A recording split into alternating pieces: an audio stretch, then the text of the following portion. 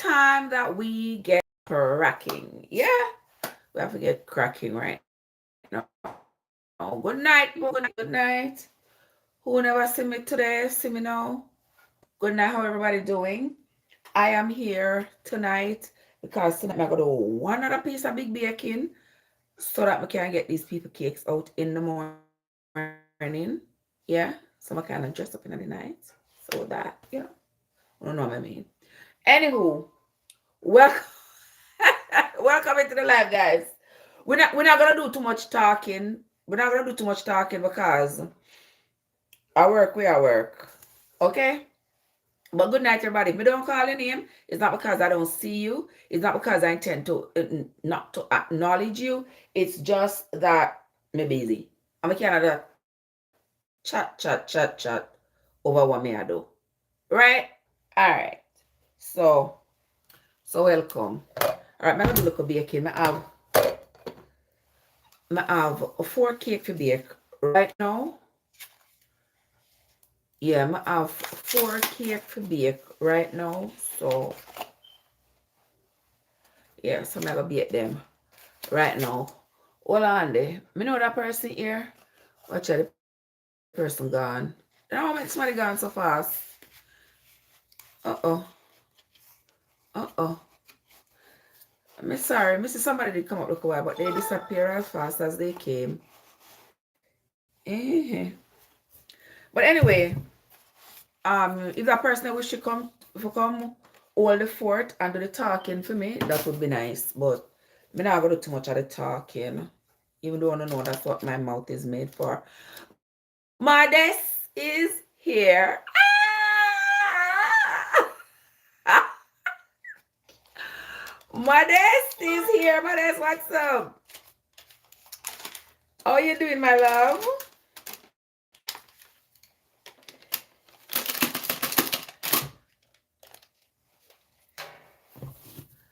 Good to see you. Happy Friday night. Mike, what's up? How are you doing? Good night to you, my love. Good to see you. Yeah, welcome into the live. Yeah, me I bake some rum cake right here, so. But my sleeve here, so, is a little bit, yeah. My sleeve is a little bit long. Yeah, so I have to tuck it up under. I don't want it flashing all the way around. Okay, so I have 2 bowl here, so I have 1 bowl 1. Why am I have bowl 1 and bowl 2? Because I am making, may I make 1 coffee fruit cake. One of my friends fruit cake. So I make 1 coffee fruit cake there. And may I make 1 sorrel fruit cake. And 1 regular rum cake. Okay? So I'm just gonna work from here to here. It's just a piece of Albie, what's up? Good night, Albie. How you doing? Welcome, welcome, welcome. Good to see you, my love.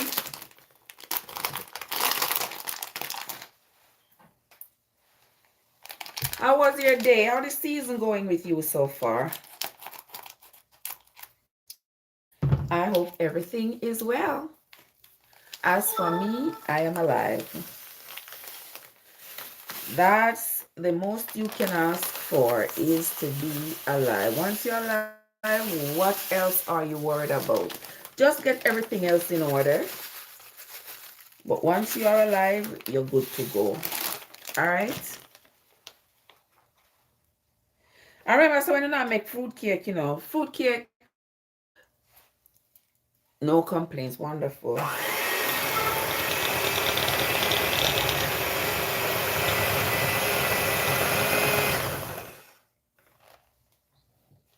Oh, that Mitchie Boo, is that you?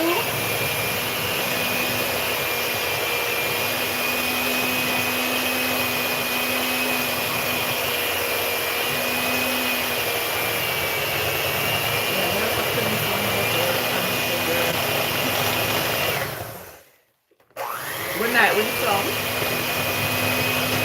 How are you doing, Winsome? Winsome, you know, say over this summer, when me I go, me not know where. But just come online, come back. That's all. But I'd gone to my over this summer, me to find a suit here in Miami.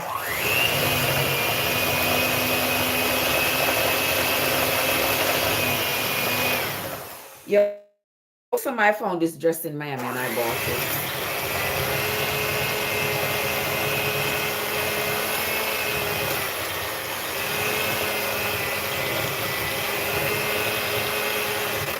And it come with a little head wrap.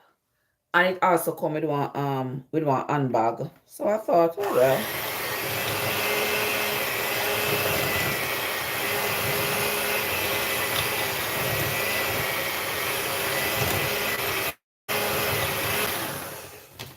I thought, oh well, let me buy it. Let me up.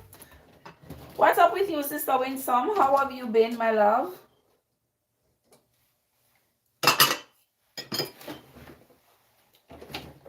Good to see you, Sister Winsome.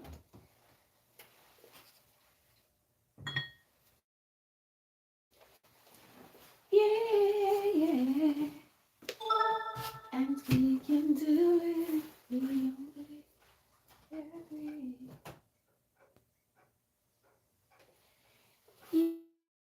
Yeah, we can do it if we only. Back on the song. Your world and mine. Imagine.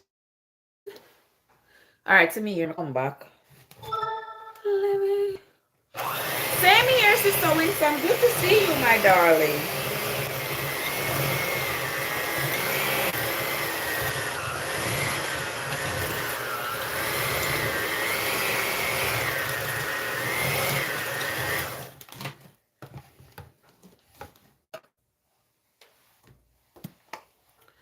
How everybody doing today here now?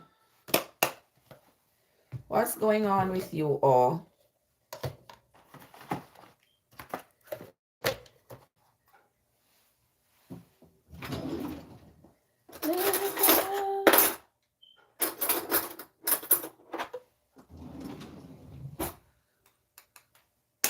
When somebody was saying, you know, see me in a hot minute.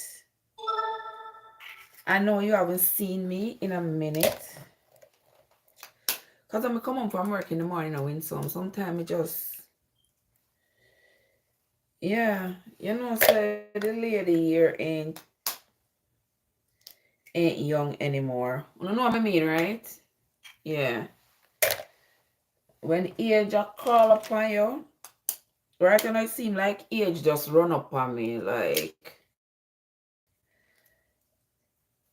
age just catch me in a back alley and just run right up on me. And I deal with me the most way.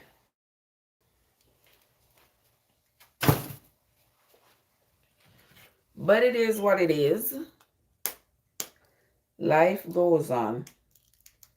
I too egg me there. I'm breaking and removing their eye. When I take out the eye out of the cake on out now. When some say I want to stay young. I don't want to stay young in a win some. I know it is impossible. But boy, I just feel like so the things that I used to be able to do, I can't do anymore. I may have to come to grips with it, if you know what I mean. Yeah. I have to accept that there are things that I cannot do anymore. You know, oh, one time I used to stay up, you know, in some one time in a ramp to stay up, you know. One time in a ramp to stay up, man. Me could have stay up the whole night basically. Can't let them something there again.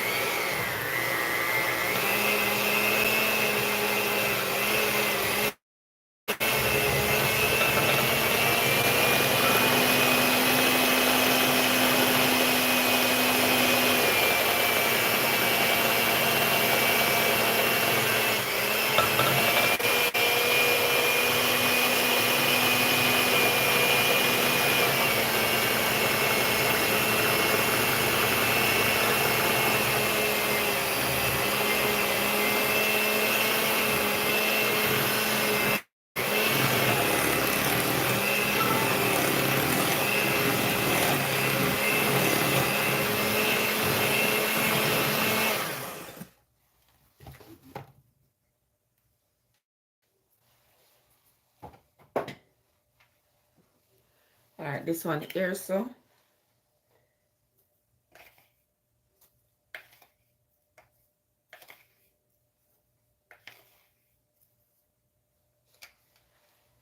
And you can do it if you want.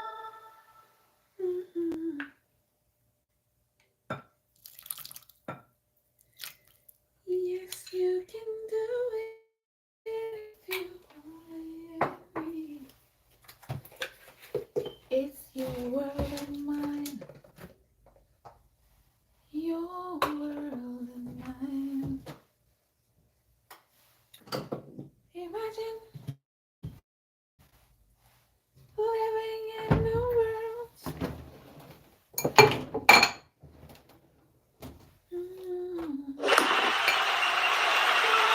Oh, just make that sound. Oh, just make that sound there. Oh, honey, Lottie girl. Lottie girl, what's up? Me there hear a pour little fruits out.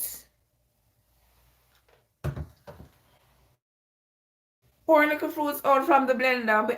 On her. Oh, thank you, my love. Thank you. When some you go to bed?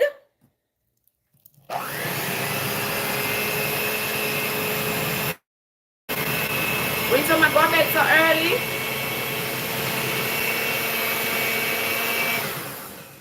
You want one? Talk to me, Lottie. Talk to me. Which one you want? You want sour cake? You want?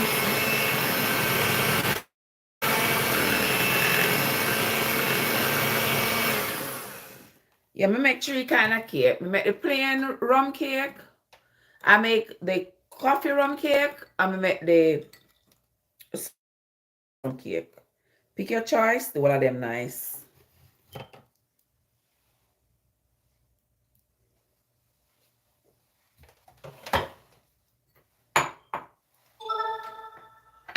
Pick your choice. The one of them nice.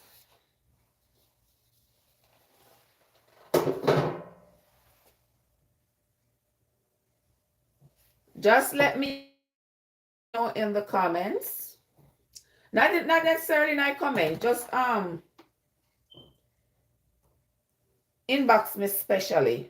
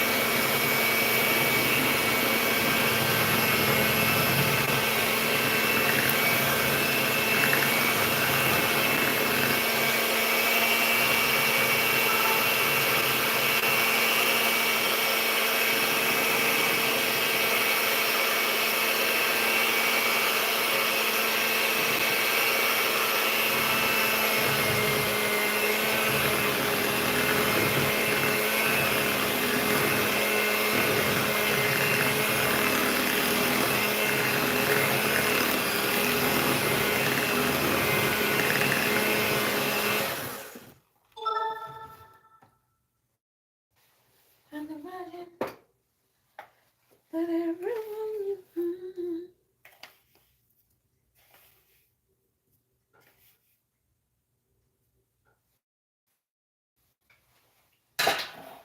what is living for. May I see you know, may I hear you, but may I focus right here, so I'm in a one for. I don't want to chat too much over what me I do.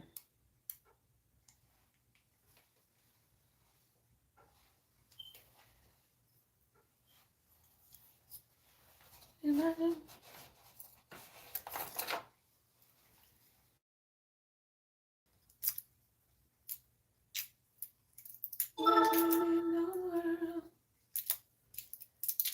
Where there is no war. Oh no. Oh no. And imagine know what he is living for.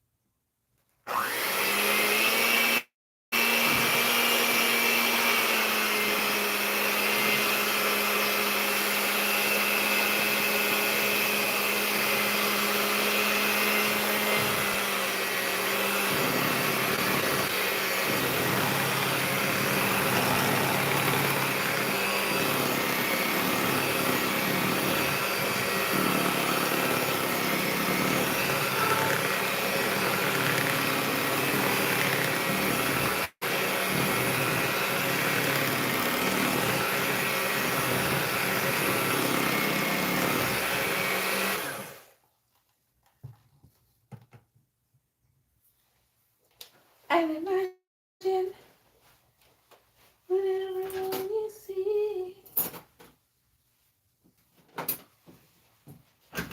knows what he is living for. Oh Lord. Let me see who else is here. KZen is in the house. AG. Because I am your African queen. AG, what's up? What's up, AG? How you doing, my love? KZen, how are you doing, my dear? Good to see you, as always. I am here filling some art.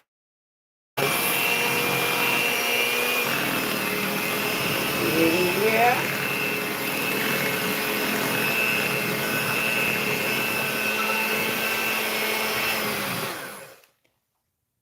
That's what I am doing here, man. Before I come rescue you. Uh-oh. Your truck tire blew out. Angie. Oh. Angie said she just get in from the plantation. Girl, I got off the plantation this morning.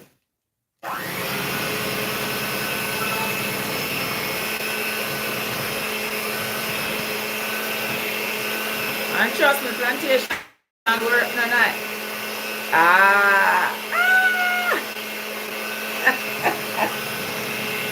Expedite. What's up, my love?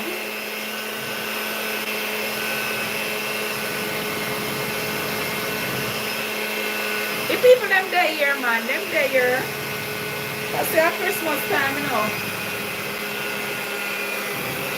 They're here. My people are here.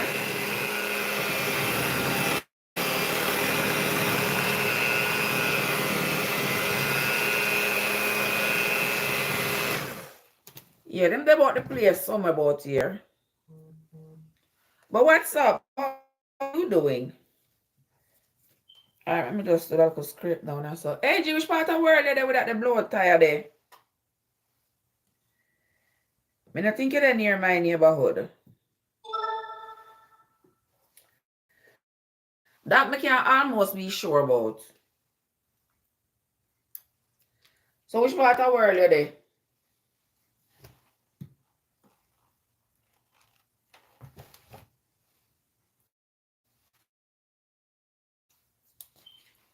KZen, you're working tonight or tomorrow? What's up with you? KZen. Get everybody ready for Christmas in this house. Oh, in this bit. Let me tell you. That's the whole idea. You know? That's the whole idea.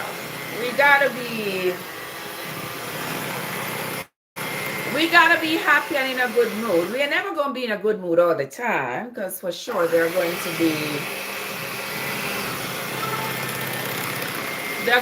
people who are going to aggravate us sometimes, and you know.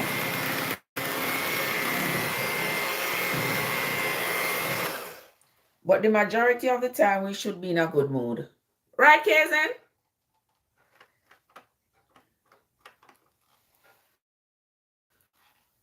Where is it?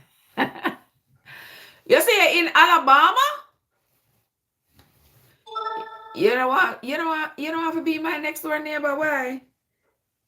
You don't have the best next door neighbor, trust me.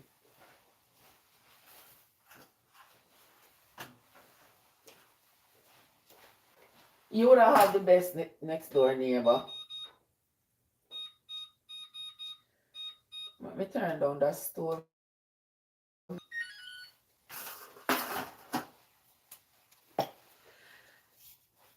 Yes, what I make now. You know, say some Christmas cake I make though. Some Christmas cake I make.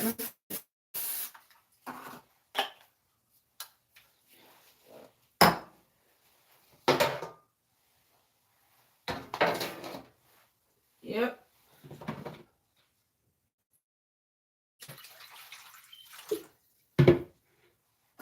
I try here, Sophie. Trying to fill these orders here. Because you know, so I'm tired in a AG. I'm tired as a goose. I'm tired as a goose. Because me work, how you say, Kazen? Exactly, Kazen. Happiness matters. Happiness matters. I mean, nobody tell you differently. And everybody deserves to be happy. So, if there's anything in your life that's making you unhappy, you have a right to fix it. Me say, card. Me say, child.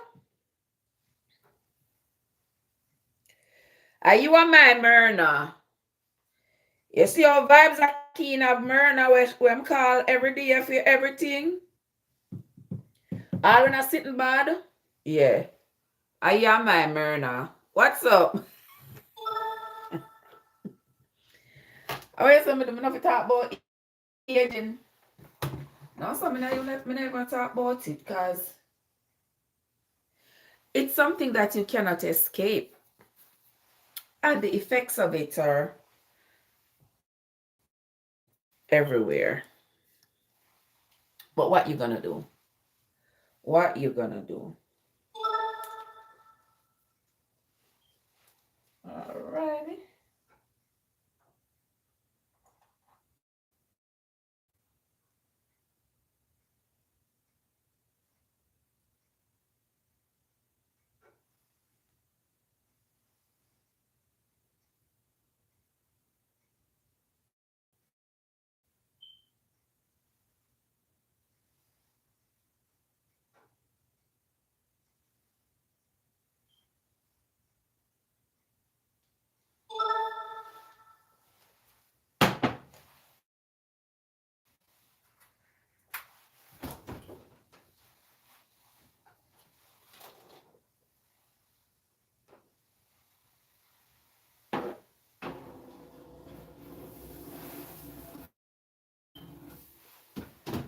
All right, that forward in there, so. And then it's this one's turn. All right, now we can set this one up faster now.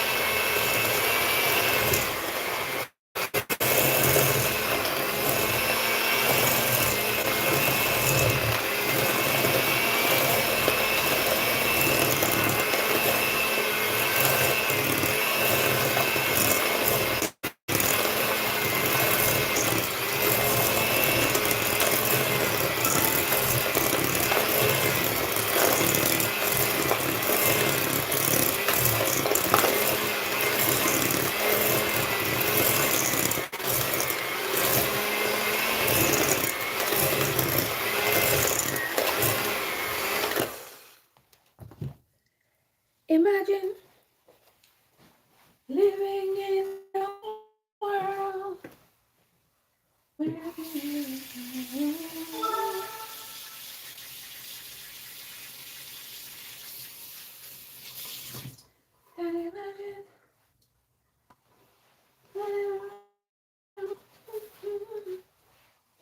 Mr. AG, them at work, me, AG, make sure you're not in a sundown town, because over there in Alabama, the chances of you ending up in a sundown town is very real. Just like here in North Carolina. The chances of you ending up in a sundown town is very real. So you just be careful out there. And be safe, okay? Expedite, talk to me. What's going on with you?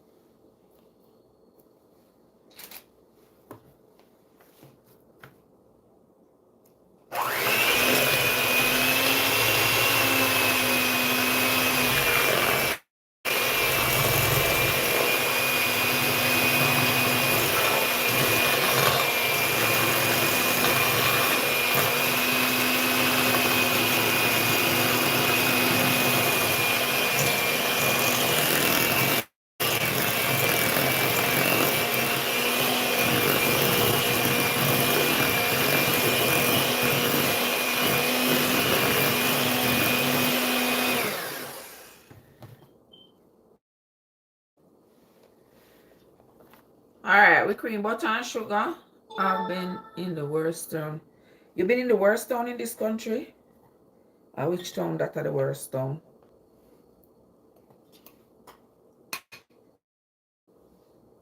Which town that are the worst town, AG?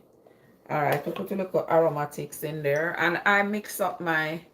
May I make Christmas cake expedite? May I make Jamaica Christmas cake? Yeah, my cream butter and sugar, put egg in there.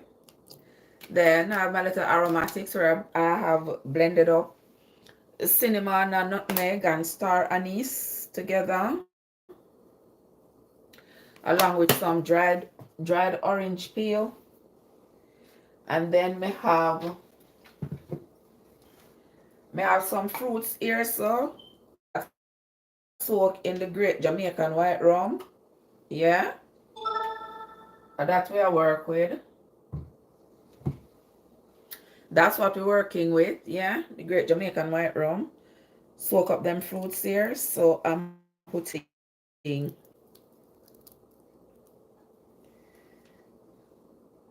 this bowl here, so I put 4 cups, because the bowl here big and the bowl here give me like 3 cakes. So I'm gonna put 4 cups. 4 cups of fruits in it.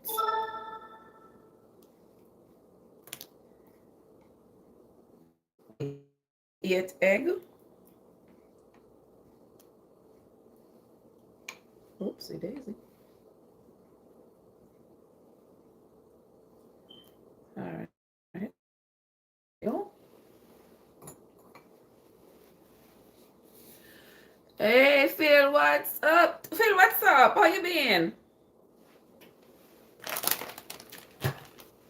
How you been? Good to see you.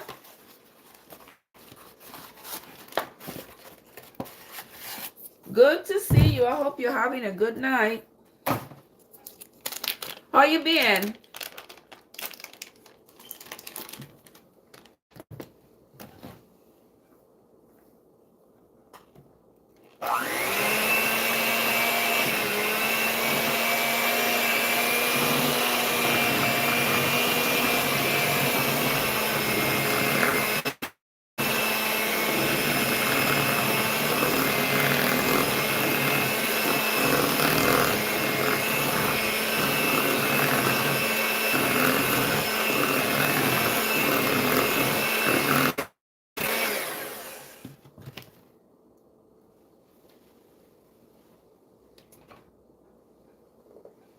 And then you know there's no cake without ginger. Yeah, so I kind of blend up them ginger here with some red wine. Yeah. As you know, put water in your cake. So the same wine that I would have used to put in the cake, I blend up with the ginger. Put it in there.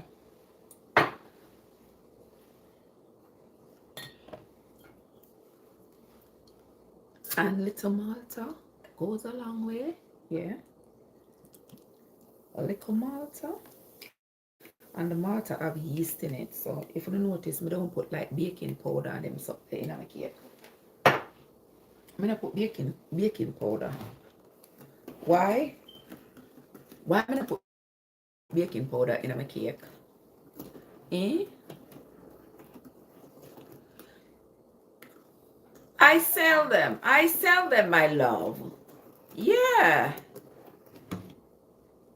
Yeah, I sell them, sweetheart. Yeah, then a rum cake this are the real deal, you know. This are the real deal. This are the rum cake we're talking about. Yeah, the real Jamaican rum cake. This we're talking about. Someone's telling you know why I'm not put like baking powder. Because I already use self-raising flour.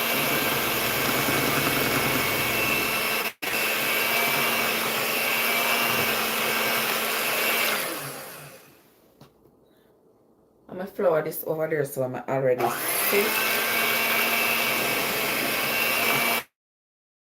Self-raising flour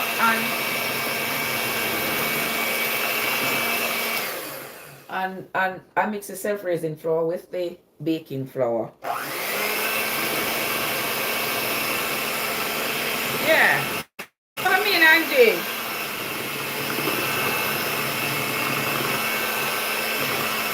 I don't want to put baking powder. Next thing the cake will swell up, go all the way to New York. No, sir. We're not in that. We're not in that.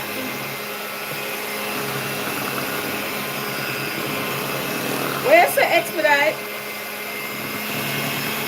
It's not too late.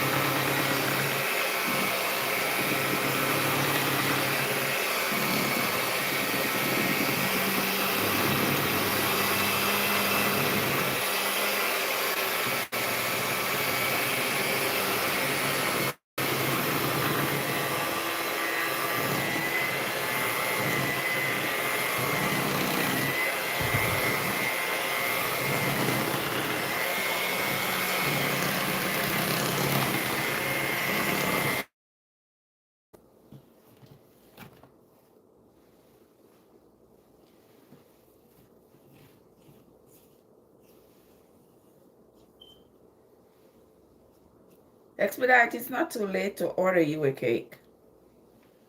It's not too late, my love.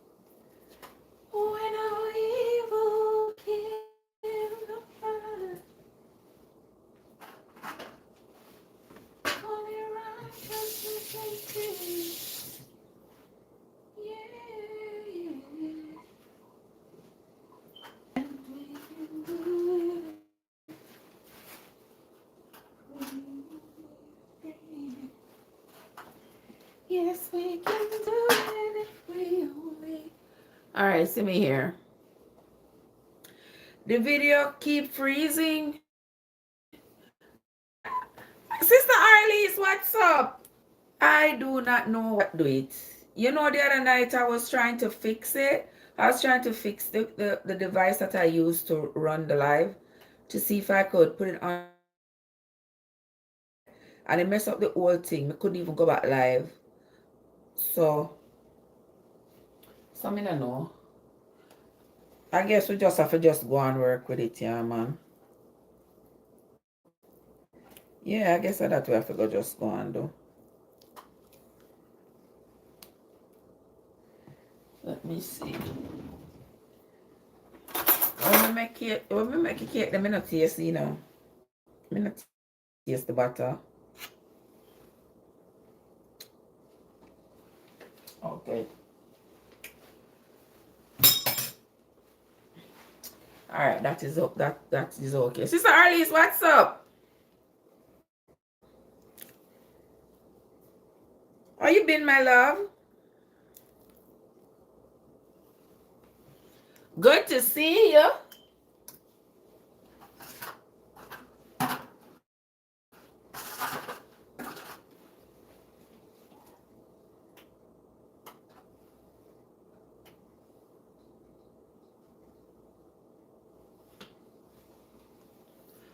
I'm here baking, my love. In these hours of the night, I am here baking. I think a cake I need for a little bit browner. How you been, my love? Good to see you.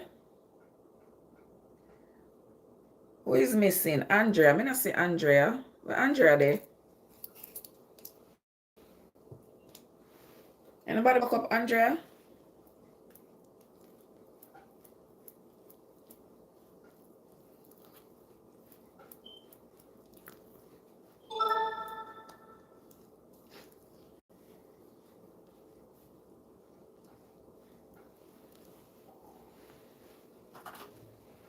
You see the paneer? The paneer are $65 each, including shipping and handling.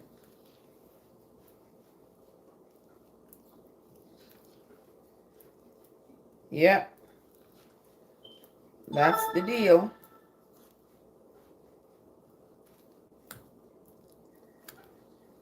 That is the deal, my love. Yeah, that pan there is $65, including shipping and handling. Me know some I live near nobody that me can just hand them the cake except the few people where me know. Like people from work or stuff. Yeah. Except those people, everybody else, it's a mailing thing.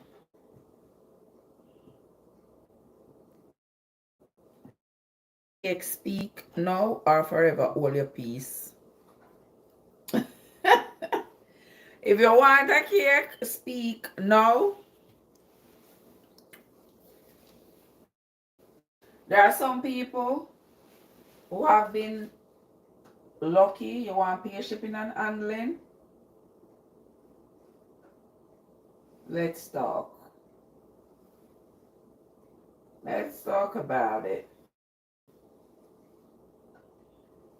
Because the work we are working on a joke we are joke. And I know smoke we are smoke.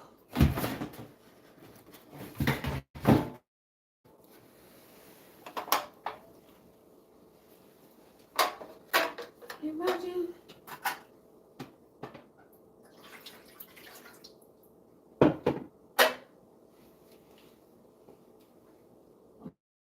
I don't have enough room. I don't have enough room in my kitchen. This may I talk about me not having room. Alright, I'll leave that. Hold on, and then I'm burn up myself.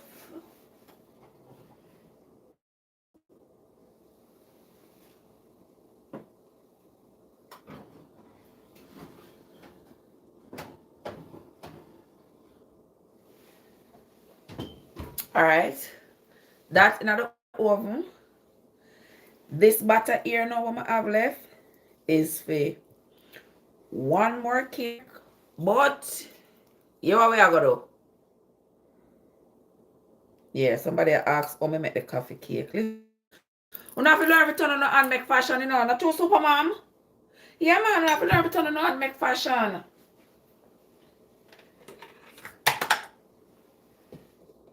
So my sleeve will fall down. I don't want my sleeve to catch or nothing. See that sound? I don't want my sleeve to catch into anything. Alright. So this here. Yes, how many I'm making today? Listen, I went to the post office this morning. I mailed off a dozen cakes. I'm gonna have how much we make already today? 3, 6, 9. I'm gonna have 2 in the oven. Yeah, that much me make today. Just today alone. I'm gonna wash off my hands. So.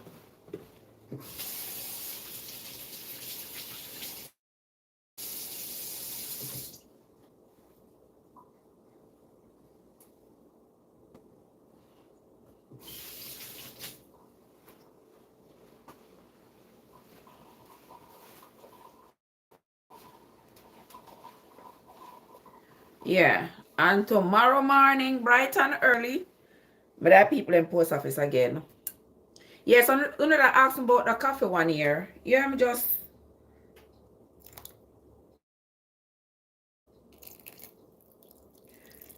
run some coffee with some Malta.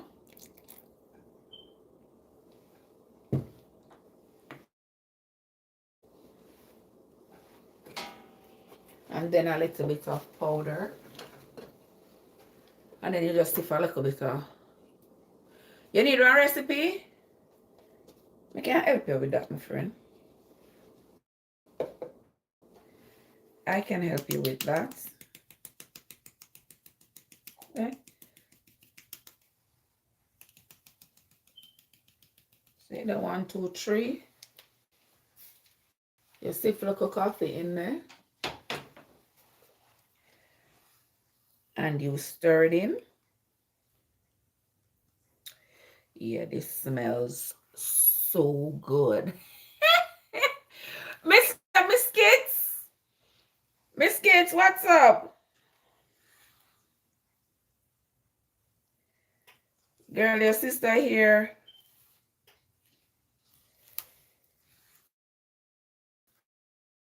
You know her favorite here, so. I like the outfit. Thank you, my love. Thank you.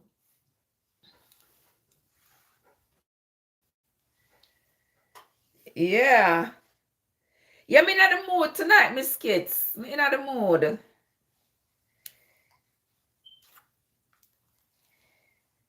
Yeah, so me day here a bake and me just decide say, all right.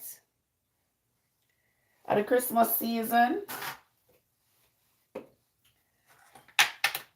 At the Christmas season I me a bake. So you know all the things set, right? Me as well. Not sure when I'm coming got something to look at.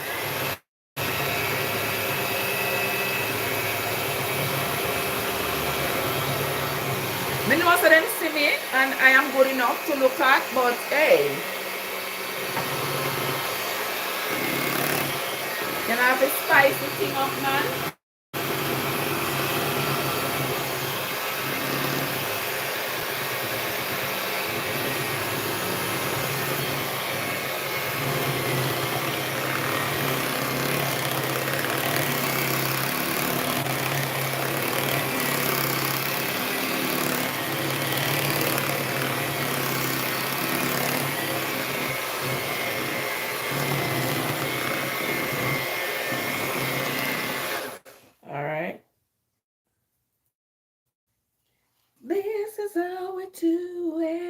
So I thought about.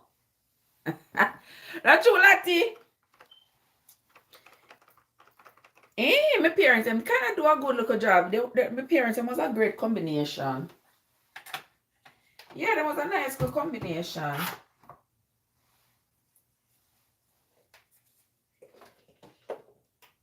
Yeah, the two of them together was a good combination. Cause me not come out too bad, not true? Me not come out looking too bad. I'm gonna taste the cake here and see what's going on with it. Let's see.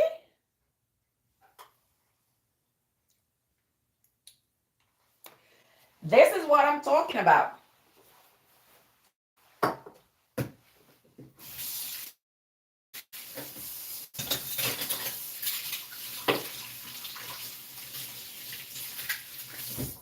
And we can do it.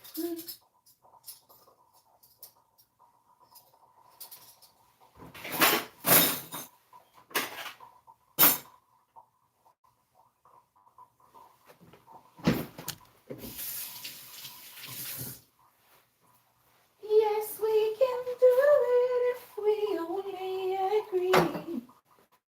All right, see me here. The live a freeze. Kadoy, listen. Me don't know why it a freeze up. To be honest, I don't know. Me don't know what else to do with it. Me don't know what else to do. And me don't know what else to say. Because the other day when me I come back, come back on the live the other day, I tried to fix it and girl, the whole thing, me mess up the whole thing. So I couldn't even get to come back on the live. So I was just like, oh Lord. Oh well.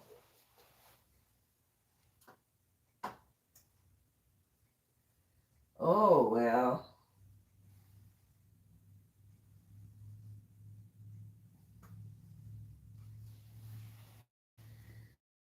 I don't know what else to do with it. Super mom.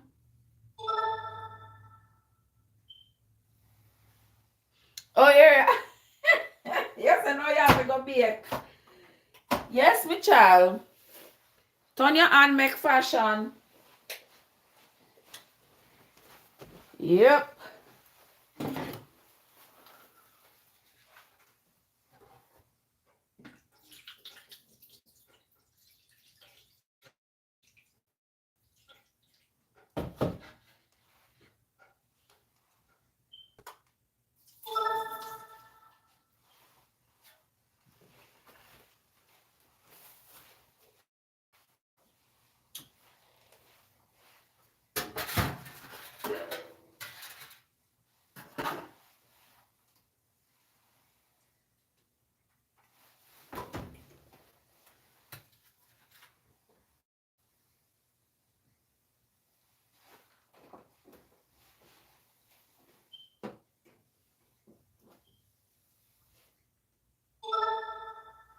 Hold on, let me can't talk. When I put this in, come in a while.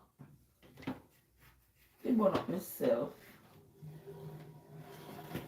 Okay. Alright, that's all there with it. Alright. Me don't know why the live a freeze up. To be honest, I don't know.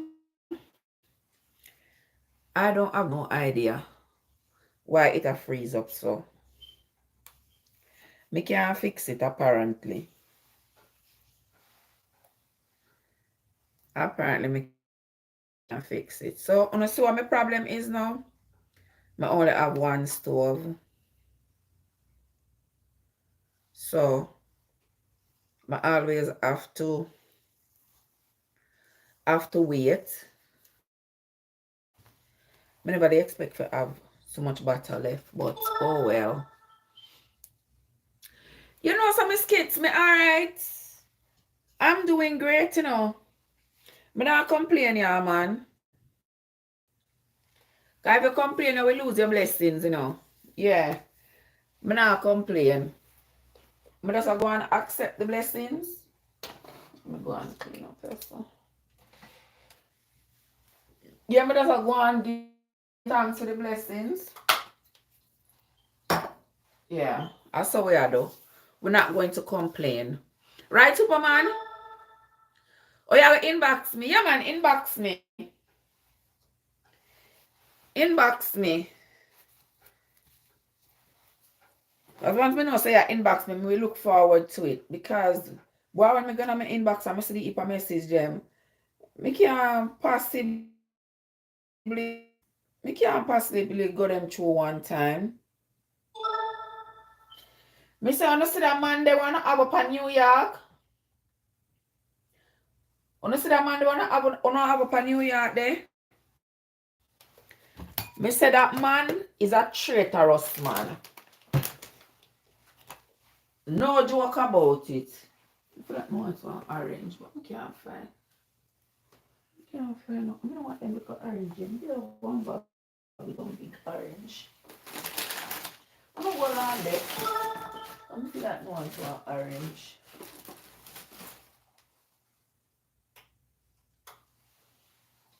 No, not like me. Wash the orange.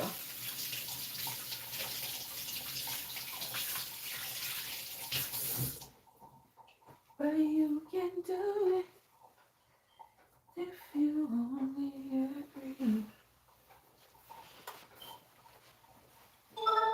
Alright, see me here. I come back.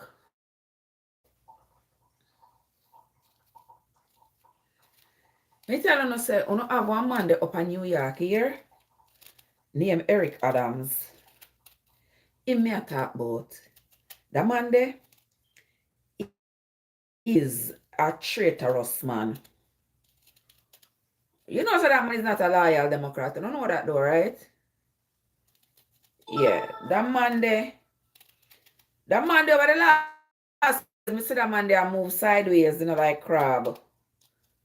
Yeah, I move sideways like crab.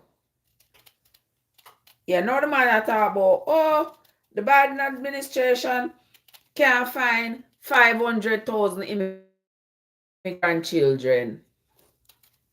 The man there crosses, you know. Trust me.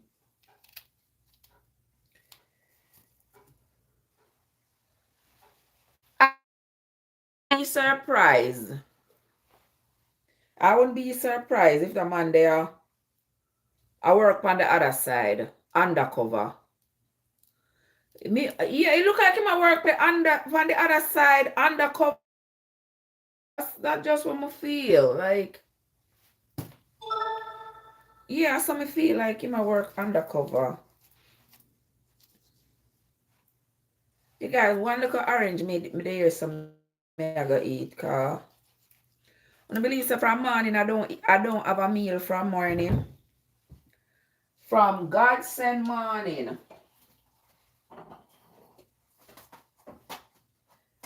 I have not had a meal.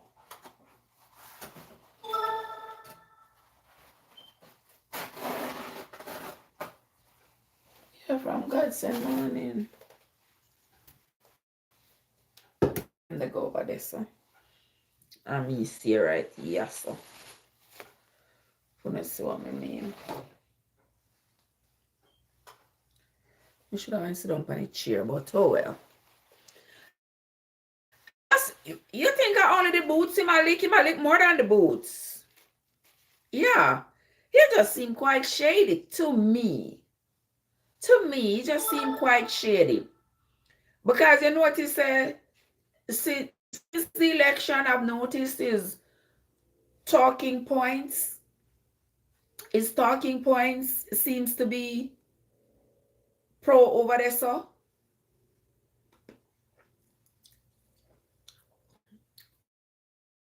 Yeah. That's how I feel.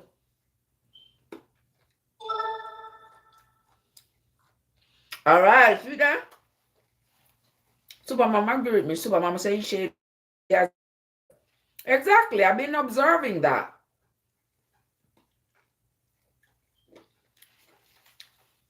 I've been observing his shadiness. Yeah.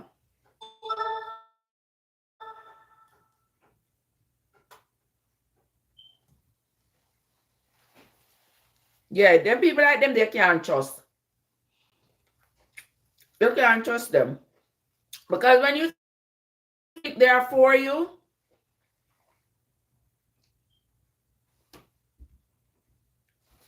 hold on it.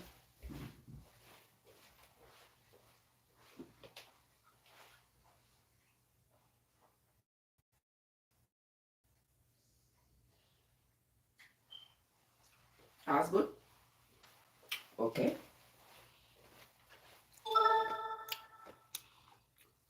Somebody says he's been switching up before the election. Yeah. Yeah, him not straight. I order 10K. 10K. I wanna take a 10K off of you right now. What's up? How you doing, my friend? Me there here a bake 2 cake. You know, Sam. You have to use the hand them for useful stuff. Okay, Miss Kids. I will be here because them cake there in the fridge, in the oven. I gotta take a minute to bake. I may end up having 2 sets of butter. I think I'm gonna end up probably putting them in without coming in life. You have them out.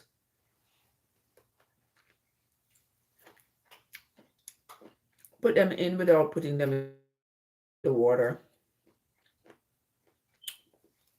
That's probably what I'm gonna have to do. But may I eat a little orange here because from come off of work this morning.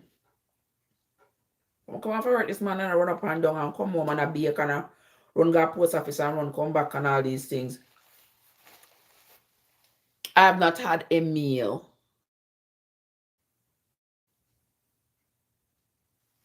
I have not had a meal. I'm gonna drink a little coconut water. Little coconut water, that was it. So my belly start grumble. Meaning, I need to eat something. So,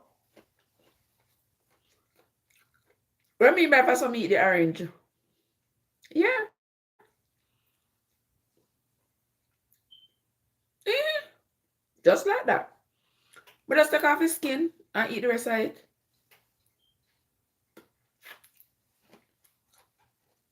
And just you eat yours. Well, remember, we are not the same. And we don't do things the same. You know what I mean? Yeah. We don't do things the same. I do things my way and you do things your way. That's what makes life so beautiful. It's the differences in all of us. Yeah.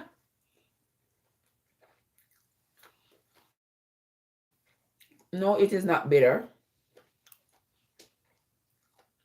Actually, it is the rind. It is the rind part that is bitter. The pit part here isn't bitter. It's not sweet, but it's not bitter.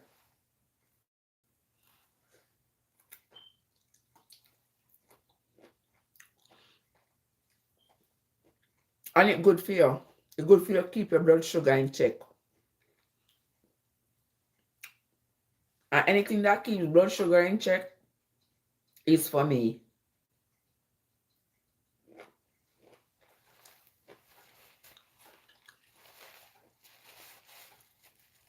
Because diabetes is one thing I don't want to have to deal with in my old age. I see too many people with diabetes and how it ravages their bodies.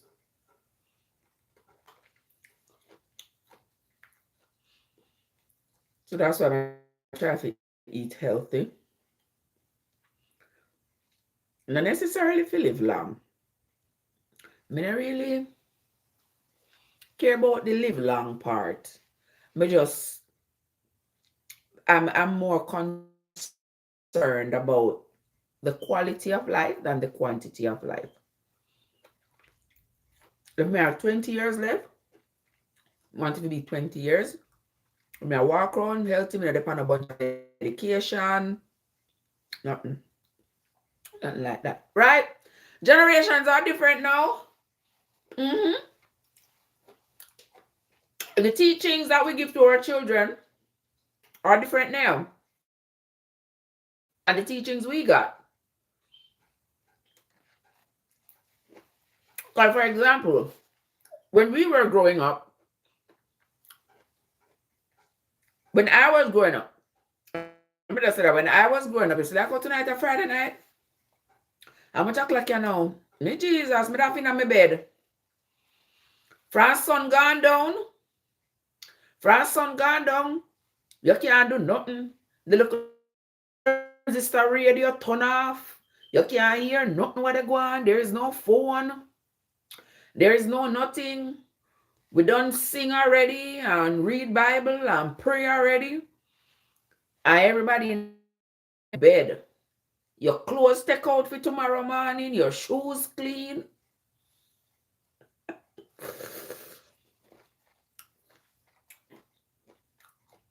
My children,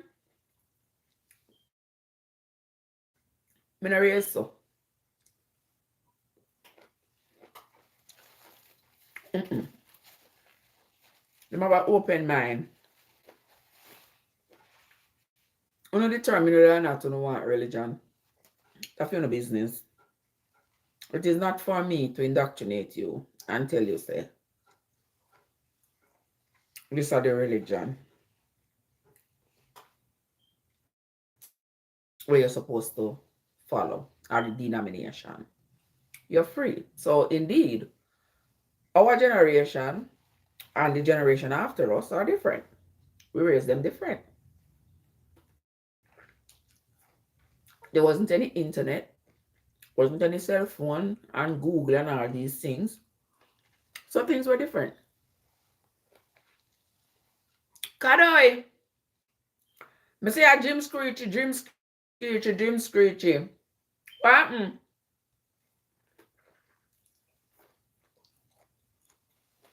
How you doing?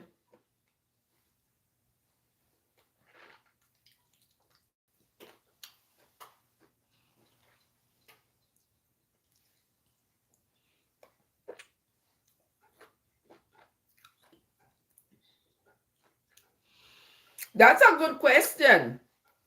He says, what's the generation passing down to the next? You see, that's going to come about by individualized determination. Yeah. Because my generation, we determine what we pass down to our children. And some of the ancient teachings we are leaving behind. Particularly when it comes on to stuff like religion. You notice that more and more people are moving away from religion, right? Yeah, more and more people are moving away from religion.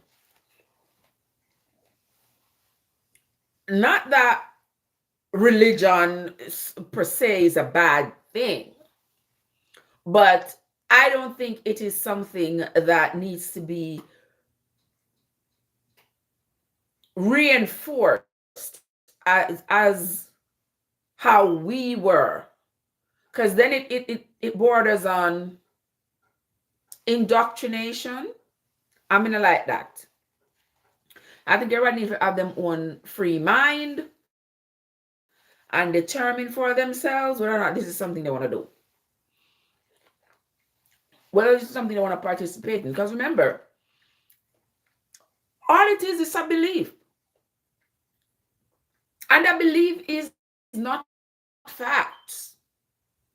That's not facts. It's just a belief. Yeah. I believe you love me. It's just me believing that. But there is no fact to prove that you love me unless you show me. I learned that there's a big difference between being schooled and being educated. That is so true. That is so true. Because unless somebody can give me like concrete, irrefutable proof about all this religious jargon that they're pushing, I don't fall for it. I don't fall for it.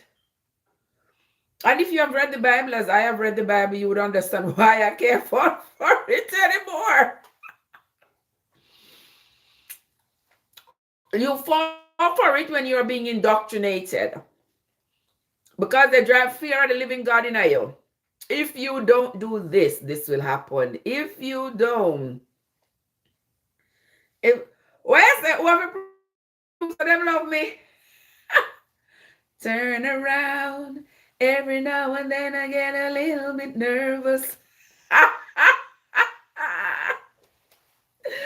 my word! Oh my word! How are you doing, my love? Good night. Good night. Good night. Bless up yourself.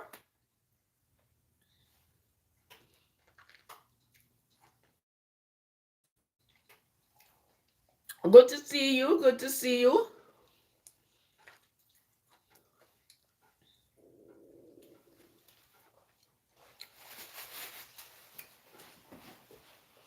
All right, back home. Right on. Every now and then I fall apart. And I need you more than ever. If you could only hold me tight.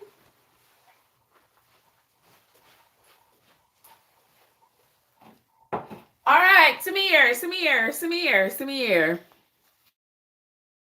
I've met a lot of schooled PhDs and they are not educated. Even worse, they have the religion. Let me tell you, when I meet people with the religion bug, these days, me just leave them right when me find them because there is no point in arguing with them. I mean, I like argument. I mean, I like argument. There is no point in you telling them to stop and take a look at what they claim to believe. There's no point. Royal boy, what's up? Yeah, there's no point in you telling them to stop. No, hold on there, 1 second.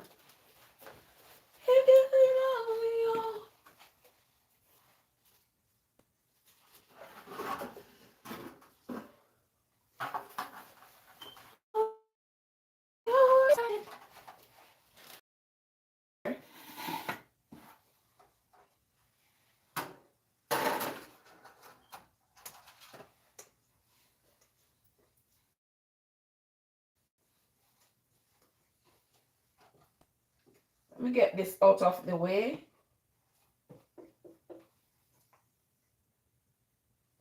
Hold on there, I'm not ignoring them. Let me just, I don't want to leave these out, you know, any period of time.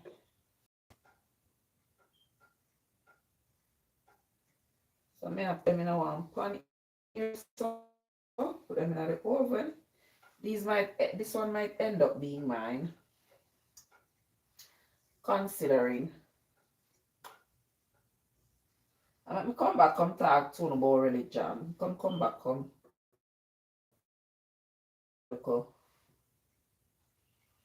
Little talking.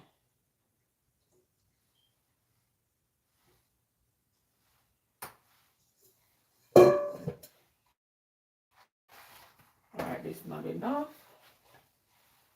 Alright, that one is going to be a special cake. Very special.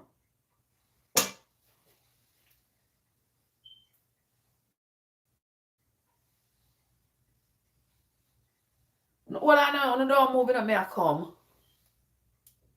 May I come? Let me put this.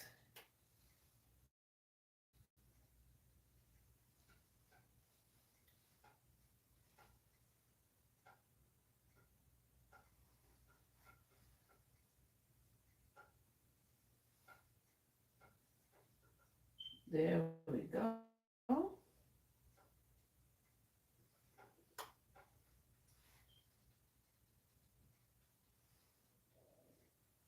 Give me 2 seconds there, people. I'm trying to get all the water out of this as me can because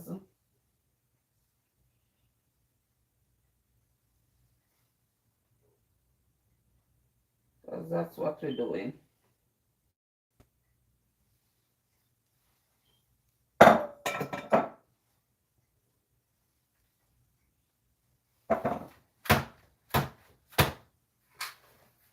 Alright, I'm gonna call the one year mine.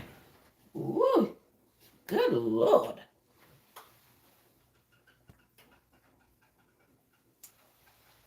Hold on the people.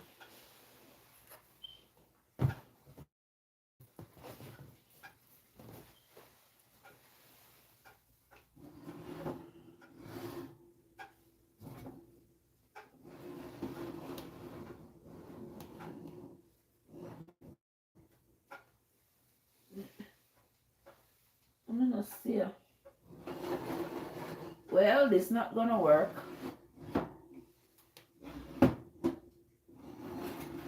Shit. Can't fit in there at all. It can't fit, lovely people, so I have to go. Alright, that one there gonna be mine, so that one is gonna have to be mine. Yeah. So anyway, yes, I'm gonna go and talk now. Somebody said my personal story has some about ground dealing with the religious and the school who believe they are educated. Well, the thing is, one of the best places to start when it comes on to this whole religion thing is to start by reading whatever religious book you are being taught from for yourself. You know, and not everybody is being taught from the Bible. Those of us who grew up in Christianity, we were taught from the Bible, and we were taught that everything in the Bible is true, and we need to believe what is in the Bible, blah, blah, blah, blah, blah.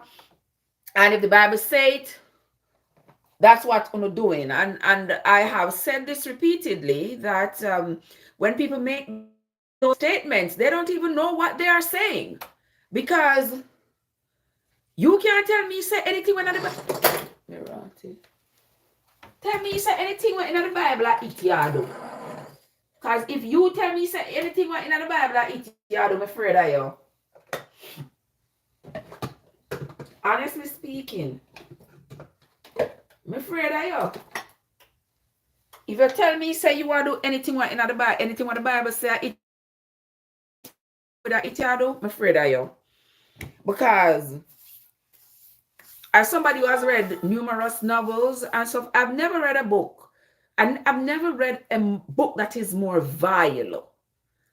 I've never read a book that has more horror in just the one book than the Bible. And that's the truth.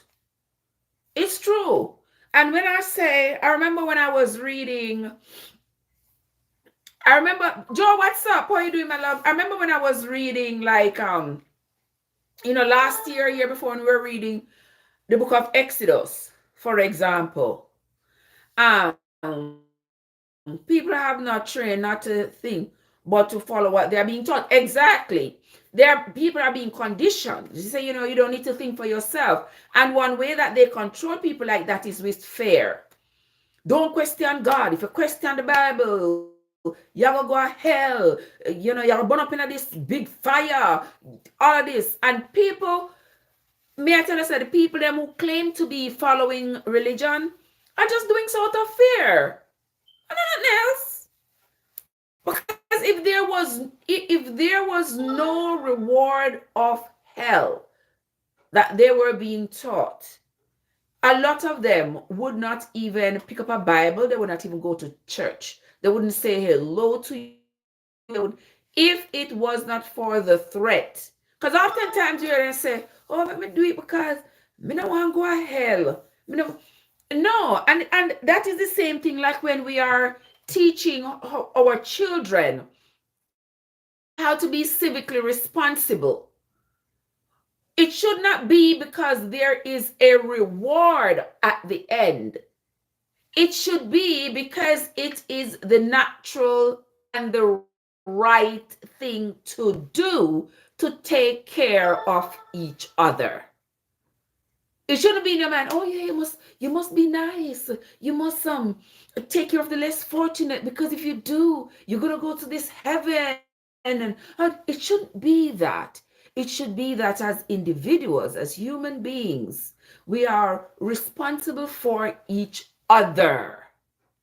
We need to take care of each other. We need to ensure that the well-being of each other is protected, and that is the reward. Our civic responsibility, our the humanity that exists within us. That is what's supposed to tell us to take care of each other. Yeah, not because we'll get something at the end of it. Where's somebody in the kitchen this time of night, Mr. Joseph? From morning, in the kitchen, Joe. Joseph, me come from work this morning, I run up and down. I me come back, I'm a bake, I me run go to post office, I me come back. I'm a bake again. When I tell me I'll drop asleep, left the cake them in the oven. And me say, me get up and me say, all right, me have to go turn off the oven because me don't want no disaster. Yeah, and me run go a road again, pick up my child, come back, I'm have to come finish bake again, come have some more baking to take care of. You know your girls gotta do what your girls gotta do. Yeah, me have to do what I have to do. If there's any threatening or any fear in preaching, that is the thing. Whenever you go to church, look and you see how these pastors are preaching and eat up themselves and hellfire and all of this. And I'm like, ever since I was a teenager, I've been asking these questions. I mean, I'm like, listen, why there gotta be this fearful component attached to religion, man? Why? Why all this fear? You know?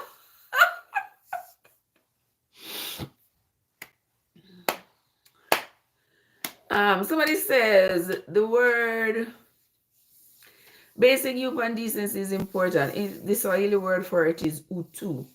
And the word utu in Swahili carries a lot of weight in explaining the human decency. Oh, great. That's interesting. Yeah, our basic human decency is supposed to tell us to take care of each other. You shouldn't be that no pastor here tell us, say, oh, you must be kind to your neighbor. You must take care of each other because when you're dead, you're going to go some heaven. You're going to go some place, you're gonna go somewhere where milk and honey flow upon the street, and you're going to be rewarded for how you dealt with other human beings while you were on earth. Shouldn't be, right? It shouldn't be. But as I was saying to y'all, when we were reading the book of Exodus, I talked a lot about how the book of Exodus convinced me that Moses was no different from Jim Jones. Yeah, I said it.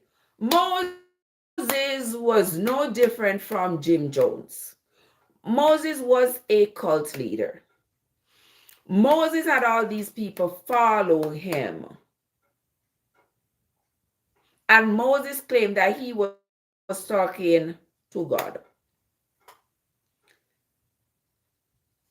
I don't believe Moses spoke to any God, because if Moses did talk to God, why has God stopped coming down to talk to people? If there is a God up in heaven, then why him stop coming down to come talk to people? Like, what has transpired over the years that has caused him to not want to have that intimate interaction with human beings anymore?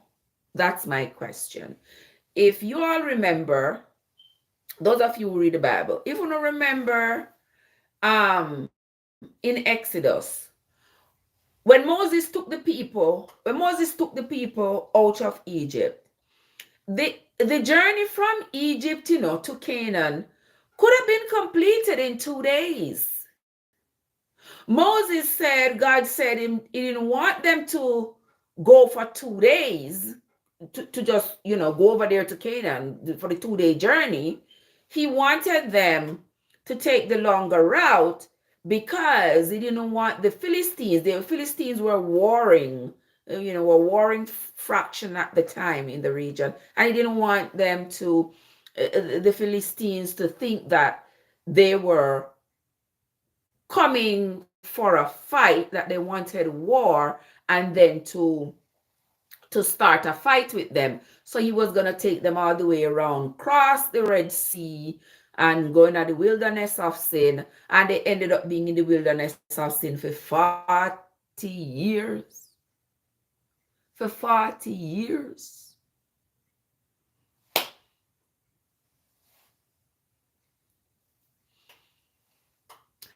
They were in that wilderness because Moses was indoctrinating the people. Moses wanted to make sure that when those people, the generation that was going to exit the wilderness, that generation was going to be so indoctrinated with whatever Moses had taught them that they would know no different. That would be their base. They would know no different. The other people who had experienced Canaan before, because remember all the Israelites had come down from Canaan. The people who had experienced Canaan before and had experienced Egypt, those people had a different perspective. They experienced Canaan, they experienced Egypt, and now they were experiencing this new doctrine that Moses was implementing. So they had something to draw back on. The newer generation, though, they would have been born in Moses's indoctrination, in Moses's society. So there wasn't anywhere that they were going to go, their minds. He was already able to control their minds. And that, I believe, is what he wanted. That is why he kept those people in that wilderness for the 40 years. Yes, I may stir up trouble. No, the thing is, and a trouble. Yes, people hide behind religion to commit some foolishness in the name of religion. That is true. That is true. Every time I talk about religion and the Bible, I know I ruffle a lot of feathers. And I want people to understand that I'm not here to ruffle feathers. I'm not here to hurt anybody's feelings. I'm not against anybody's religion.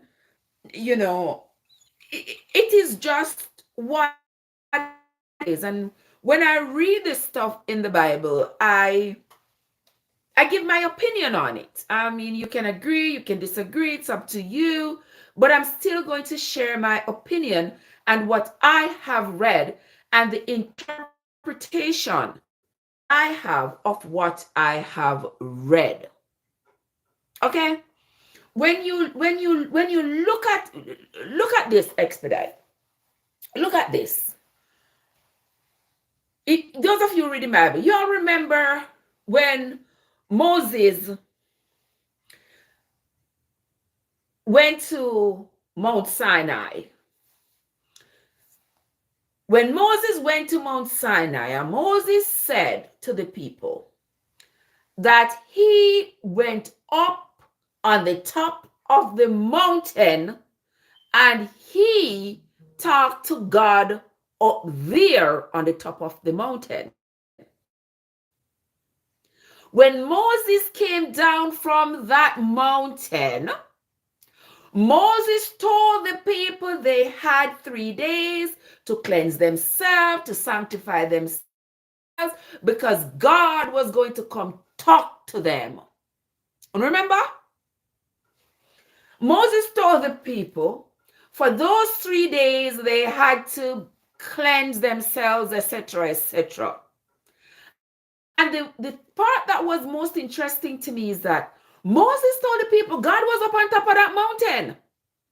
And he told the people none of them should touch the mountain, neither them nor their animals, or else they was going to be put to death. Now, if you read the Bible, you don't find that interesting. We don't know what. I don't know what to say for you all.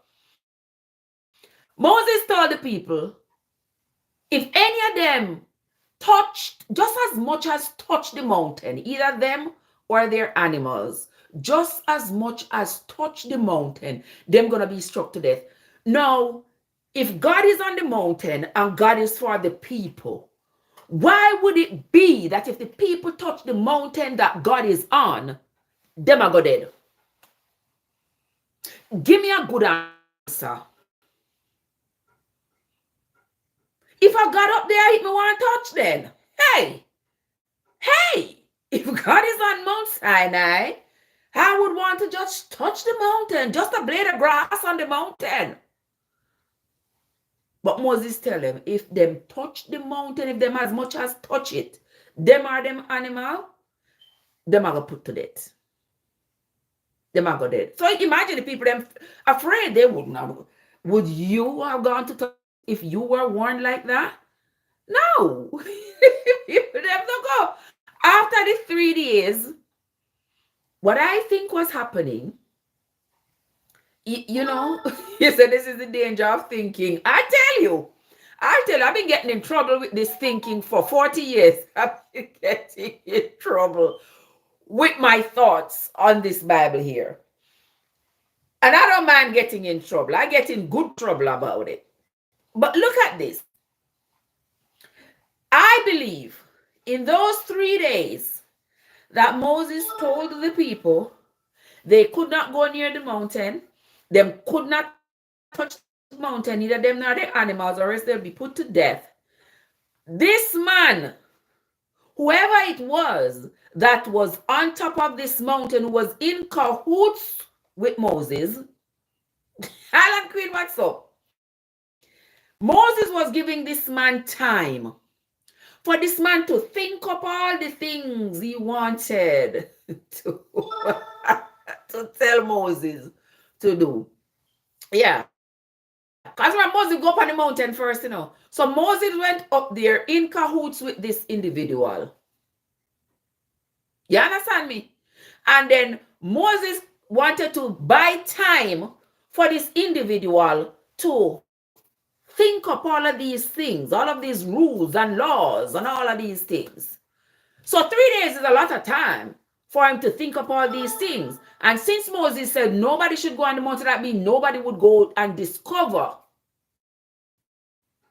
that it's Mass John round there. Yeah, nobody would discover who is on top of the mountain, sitting down there writing some stuff. Because him already them with fear. If you touch that mountain, you are your animals. You're not going to be put to death. So right there, so Moses he didn't even have to put soldiers. Alan Queen says, so are you saying he wasn't in the presence of God? Alan Queen, I am evaluating this thing on a practical level. That's what I do. I evaluate it on a practical level. Okay?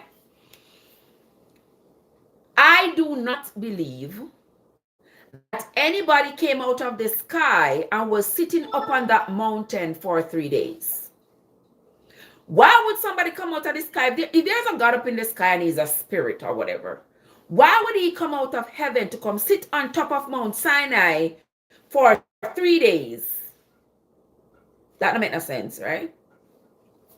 All right. Moses said, yes, I have something else. listen. Just want just listen to me. I know my words, it's the Bible's word. So I know like me, I make up something. You know what I mean, Alan Queen? I know me, I make up something. I am just I just talk about the things I read in the Bible and the questions I have, and I say them out loud. I know a lot of people don't want to say them out loud and them not like to hear it because nobody likes to hear what they believe to be so questionable. But I ask myself the questions, and because I ask myself the questions, I also ask the questions out loud. Okay?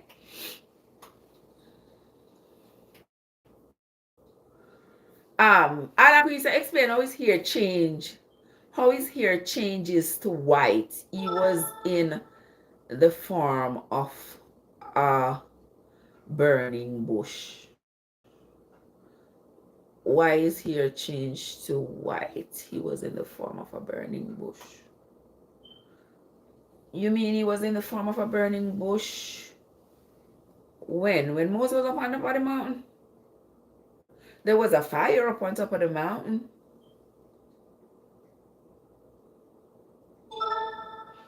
You must have not cleansed yourself. You must have not cleansed yourself for 3 days. Listen. Listen. Listen. I don't mean sister. Alan Queen, me know the Wi-Fi keep going in and out, baby, and I don't know what to do with it. It a act up. Me try to fix it, me don't know what to do with it anymore. I don't know why it keeps doing that. Yeah, me don't know why it keep doing that, but it keeps doing that. But anyway, what I was saying, you see, expedite about that particular part of the Bible is that Moses controlled the people mentally right there when he told them if they ever touched the mountain, they were going to be put to death. That was his way of controlling them, ensuring that nobody goes near the mountain, nobody goes on top of the mountain, because he did not want the people to realize that there was an individual up on top of the mountain who was writing these laws. Right? When Moses went back up on the mountain,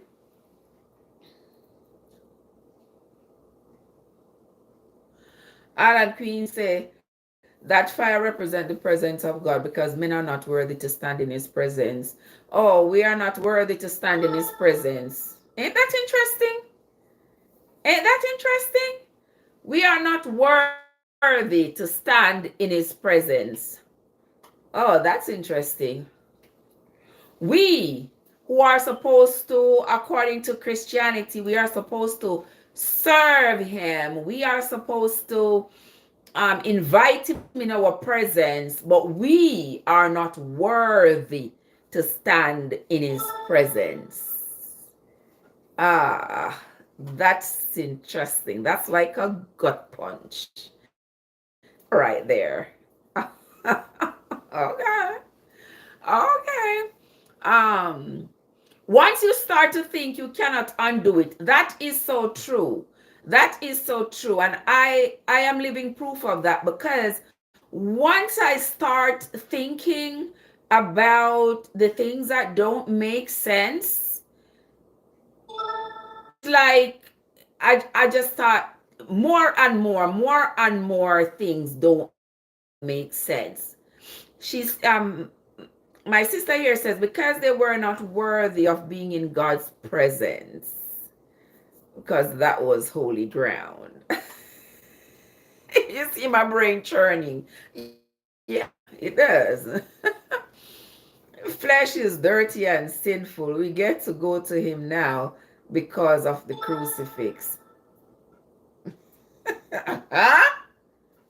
Huh? What? Okay. All right. Who am I? I can't tell anybody to not believe whatever they believe. I just say out loud how I feel about this thing when I read it, what it represents for me. And if you are notice, I'm not out here telling anybody how to or whether they should believe or not believe. I just say how I feel out loud. I know a lot of people don't want to say how they feel out loud because they're afraid of, retribution. People are going to get angry at them. People are going to unfollow them, unfriend them. For me, pass me. It don't matter to me. I just don't think that anybody should lock me into a box and have me not be able to express how I feel and my thoughts.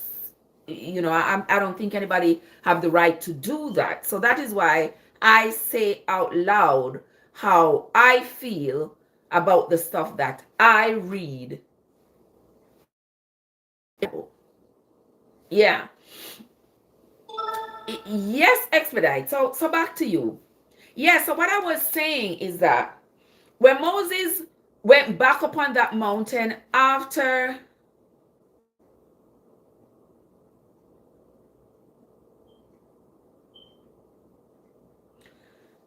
so Alan Queen, you are taking this a little bit too personal. That is always a problem with Christians.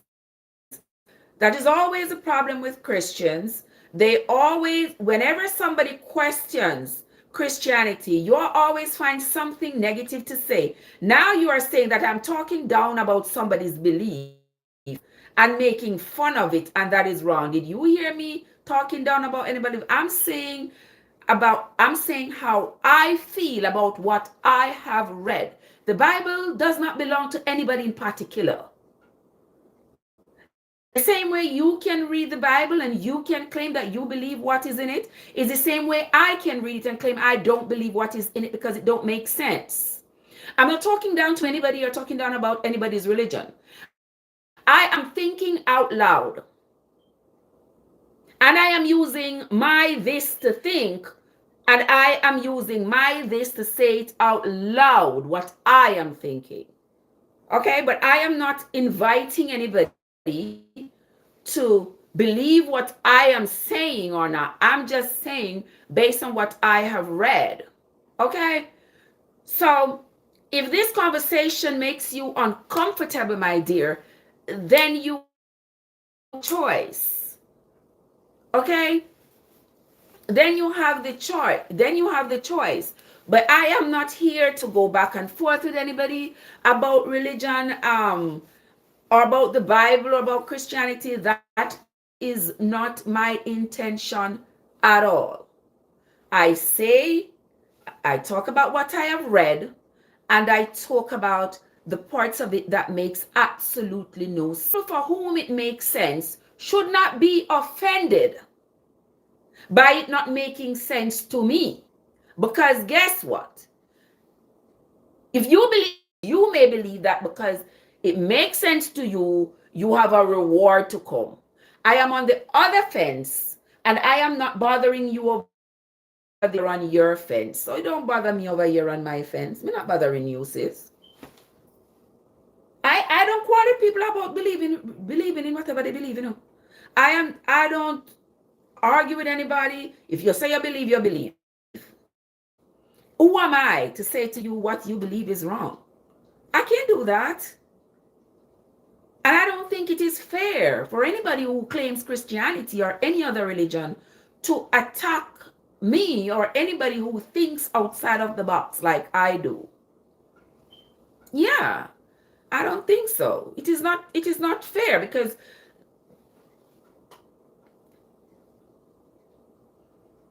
like evolution theory has been turned into a science and people stop thinking religion or exactly. I mean, you can't just take something without questioning it, without deciphering it, without asking questions.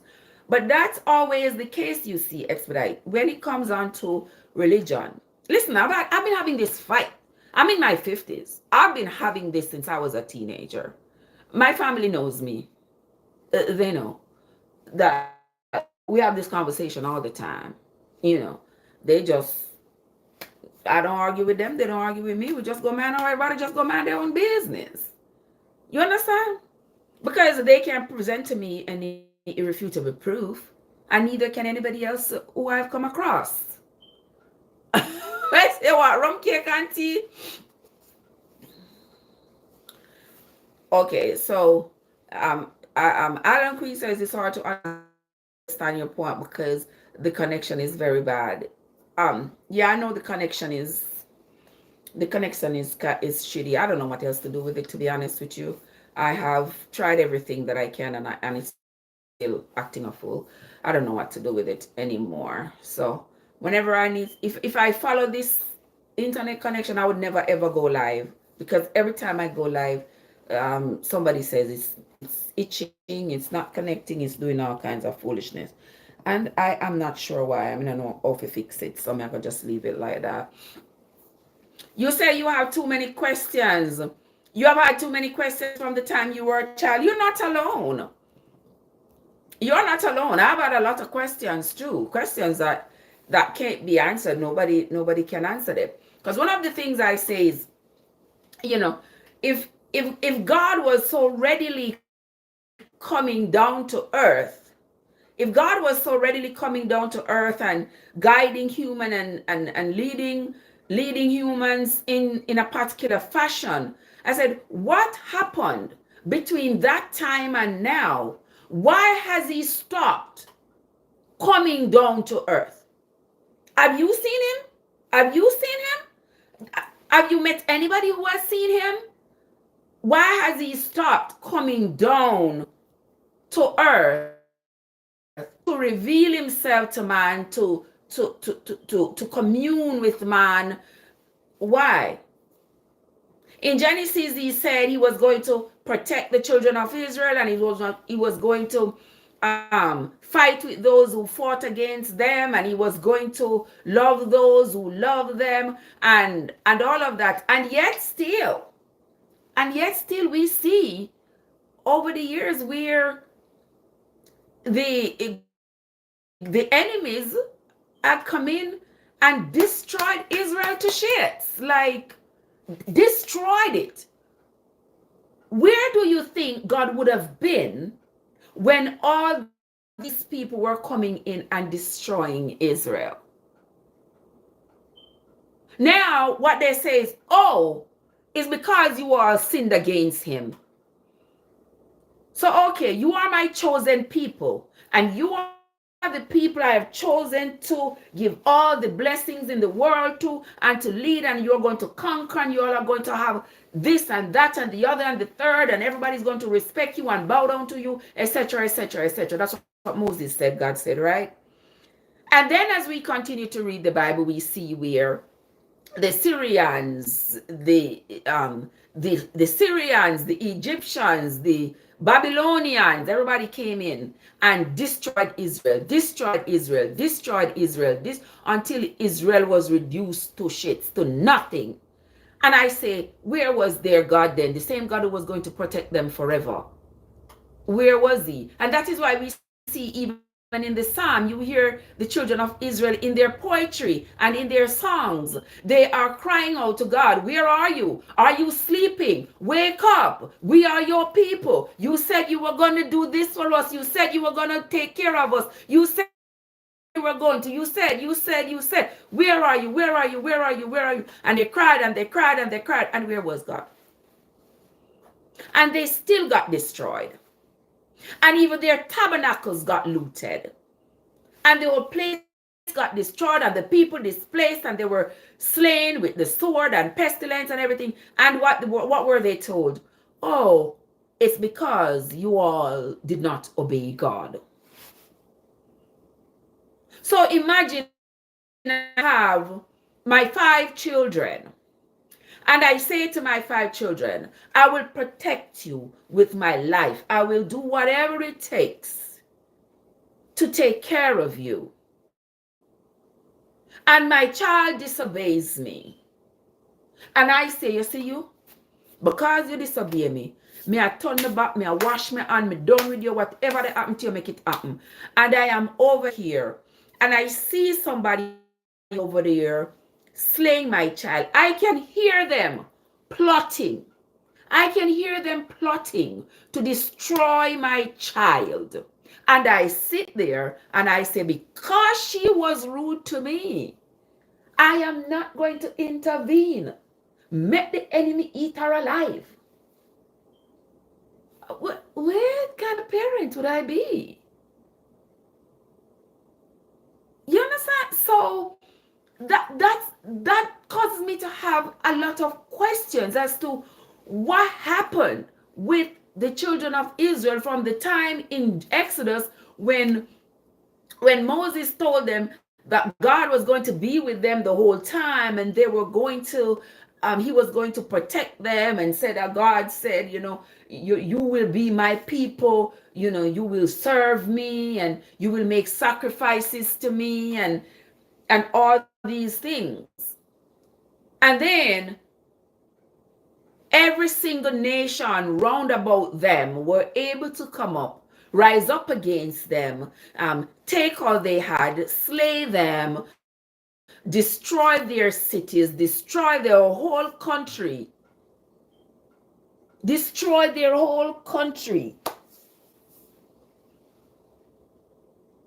And until this day, them still ask, where is their God? So it is interesting. The problem is that people who claim to be Christian do not like to have an open-minded conversation. They want to control the narrative because they want to say, oh, well, it's in the Bible. So once it's in the Bible, it is true. It is true. But what is true? What are you saying is true? So because it's in the Bible are true. Because in the Bible say, people did that throw down Aaron, throw down Cain, and it turned into serpent. Is true. You ever see anybody else throw down one Cain and it turned into serpent? Hold on, let me get one scroll. Now watch the time here. It's been an hour.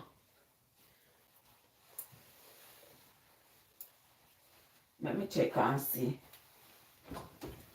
Ooh, if that one I want to put in first. Done.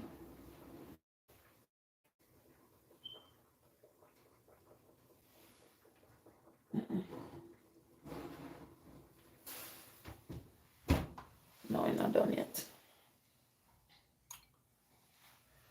Yeah.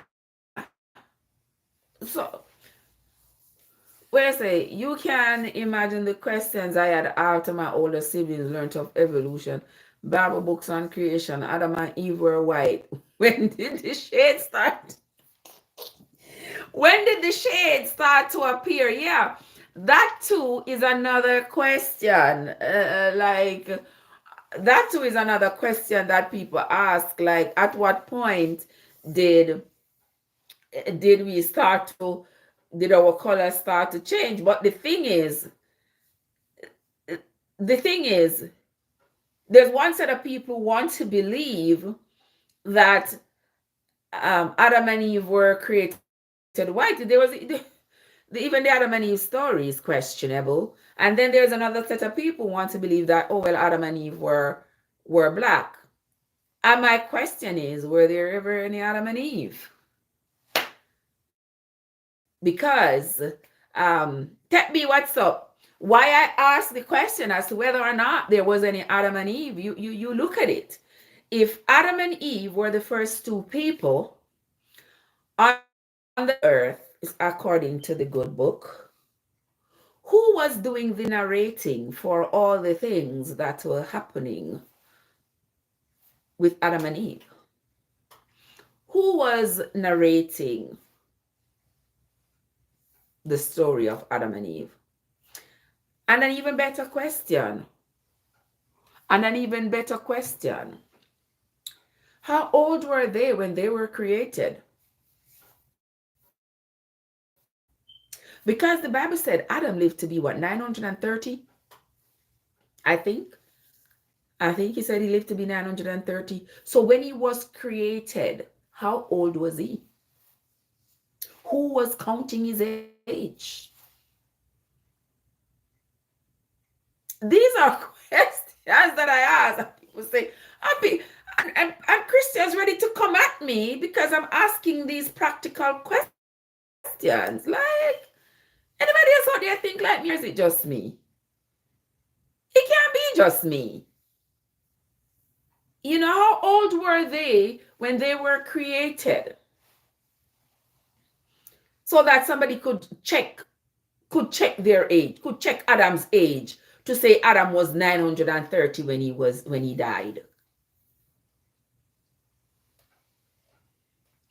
Where did the wives for the hair dons come from? The wives for which one? Like the wife for Cain. I always ask a question. I've never gotten an answer as to where the wife of Cain came from, because according to the Bible, it said that Cain was kicked out of the Garden of Eden after he killed Abel. And he went to the land of Nod and he married a woman there. So, yeah, the Cain and Abel story. Yeah, so Cain went to the land of Nod and married a woman there. And my question has always been, if only Adam and Eve were created, Cain was their first child, Abel was their second child, Seth was their third child, and it said that they had other sons and daughters. So who did Cain marry in the land of Nod? Where did those people come from? So I constantly say that it's an elaborate story. And the story tells of a desperation to establish a society. And in that desperation, the creative juices of those people was just flowing, man. You know, it was just flowing. And at that time, I just think that they decided that, you know what, we're going to write, this is going to be the story. And we are going to punctuate the story with fear. Because once you can have them to be afraid of questioning what we are telling them, then we don't have to worry about discovery. Because if they're afraid to question it, then they will leave it alone. So there will be no further discovery. And that is what I have found with Christians. Yeah, they don't want to ask any questions, because you asking questions triggers something in them, because they know deep down that they do not have the answer.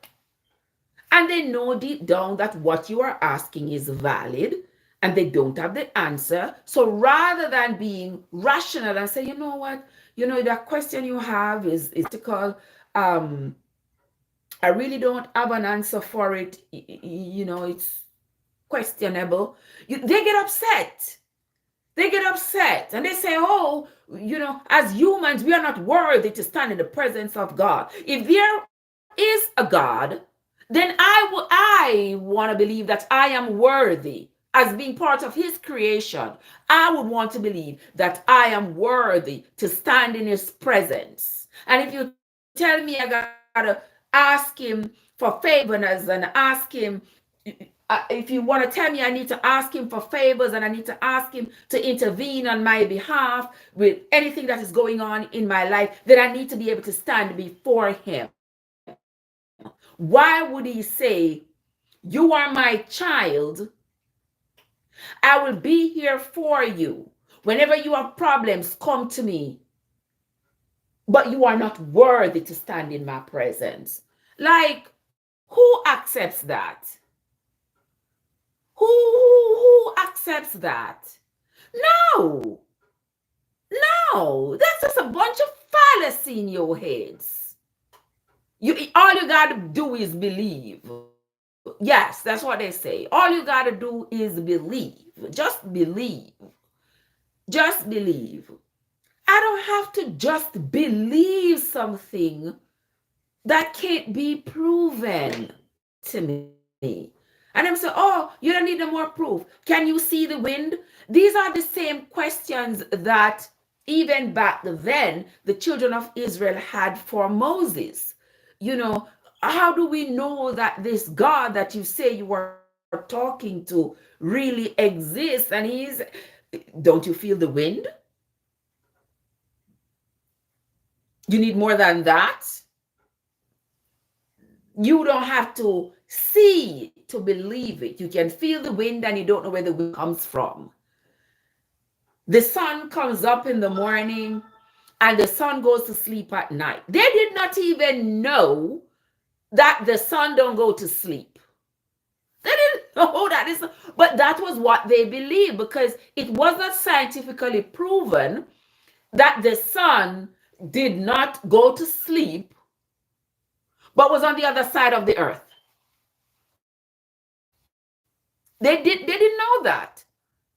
So that's why they said the sun went to sleep. Look, when the Bible talks about like the day turning into night, people go, oh, it was such a heavenly event. It's an eclipse. It was an eclipse. Don't we have eclipse now? And the sun, the day turns to night. We just had one this year. And we see darkness come in the middle of the day. And even the cock them start crow. And the cow them go under shady tree thinking it's night. Yeah.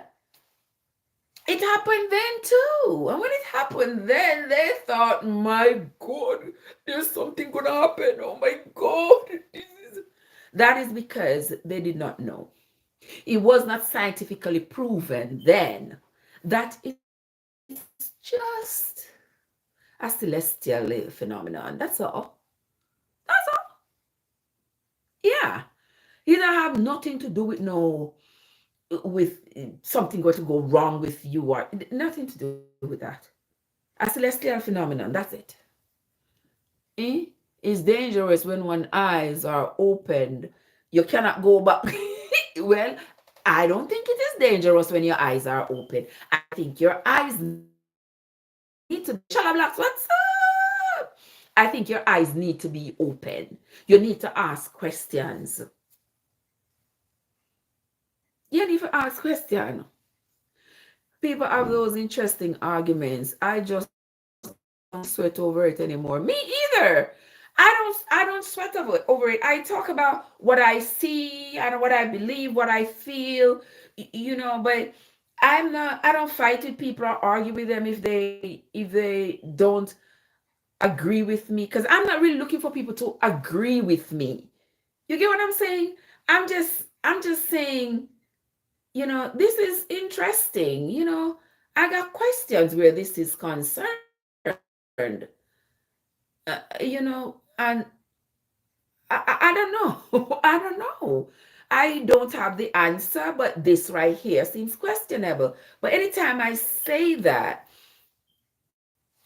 Christians get offended. And I don't know why they have to get so offended so easily over somebody asking a question, or somebody having a different take on things than they do. I mean, why are they so quick to make an enemy out of somebody who's just asking a question, inquiring minds. That's what I have, an inquiring mind. You see what I mean, Shala? So I ask the questions. I find it hard to digest a lot of things that I followed or believed before. You are not alone. You are not alone. And that is why I started the reading of the Bible for myself, because I'm like, what is there that I was not told? What is there that I do not know? I need to be able to know what is in this Bible if I'm following. And I have been shocked, to say the least. I have been shocked at the stuff that I have found in there. If we roll on right back to the book of Exodus, as I was talking about before, and how Moses told the people that for 3 days they had to sanctify themselves and be prepared for God to come to tell them what they were supposed to do and stuff like that. But then after the 3 days, Moses went up on the mountain himself. Moses went up on the mountain himself, and he claimed he went to talk to God, and then he turned around and Shala, thank you for the roses, my friend. Moses went up. He claimed he went to talk to God up there on the mountain. And then he claimed that God said, good as, what's up? I'm doing good, my love. He said, God told him to go get Aaron, Nadab, Abihu, and somebody else. Those were supposed to be senior members of the Israeli society. And God said he should go get them, bring them up. But then when he brought them up, he went afar off and talked to God by himself. Moses was a person, like my sister here had said, that we are not worthy to be in his presence. But Moses was a human, so Moses was able to go in his presence, to stand and talk with him face to face. But we are not worthy. Okay. Then Moses said he wanted 70 elders to come up onto the mountain, but nobody else. And they could not go to talk to God. But nobody else, well, we don't know. We don't know. Who else? If anybody else saw this God that Moses said was up there on the mountain, hiding behind a fire. Why would he have to be hiding behind a fire? Why wouldn't he want them to see him? Are you going to tell me that if they saw him, they were going to be blinded, they were going to be struck to death if they saw him?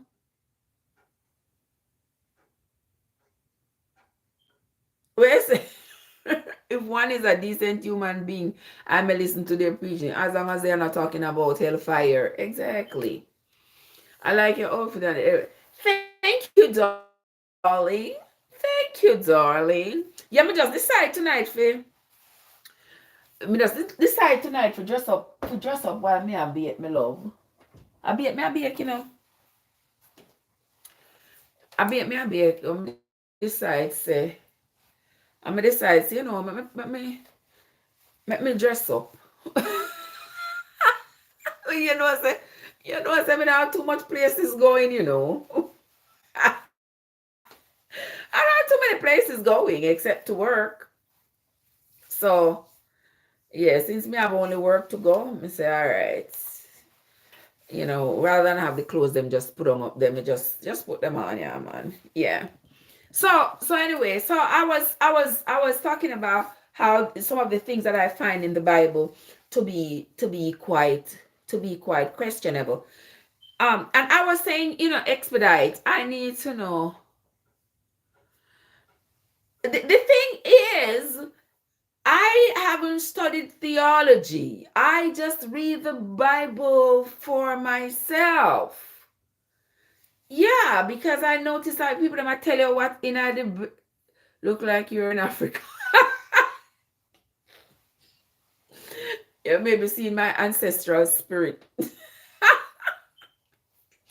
understand, expedite? I am not no scholar, I'm no theologian. I don't go to any seminary school or wherever to go study theology or anything like that. But I read the Bible for myself because I have questions, and I can't just sit down and expect somebody to tell me answer the questions that I have. Because the person who's going to answer the question is going to answer it out of the Bible. What wrong if me just you understand? And back to before I cut myself talking about that, let me go back to what I was saying with Moses. That when Moses claimed that he got the commandments, and he came down and he had to share this. You know that when people say the 10 commandments, those were not the only laws that Moses got. You know, Moses claimed to have had like 600 and something precepts and laws for the people. It's just that right there, the Ten Commandments, where he talked about, he said God wrote it wrote those on a tablet, and gave to him. I don't know why the life keep freezing in us. It keeps on doing that, and no matter what I do, it just not change. I don't know why. I don't know what to say. I don't know what to do with it again. And if I follow it, I will never ever go live if I follow it. Yeah. Yeah. Thank you, my love. Listen, expedite. I read, and yeah, I kind of remember some of the something them. Me remember some of the things that I have read, and I've not just read it once. I usually go back and read the Bible again.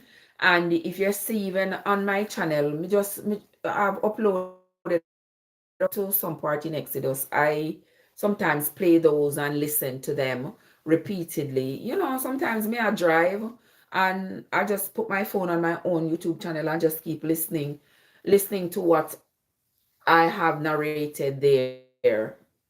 And yeah, ask myself the questions. But back to when Moses came down off of the mountain. When Moses came down from the mountain and started giving the people.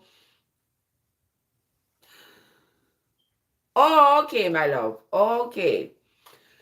So when Moses came down and started to give the people all these laws, there were all these laws. There was a law about um he had a law about if your animal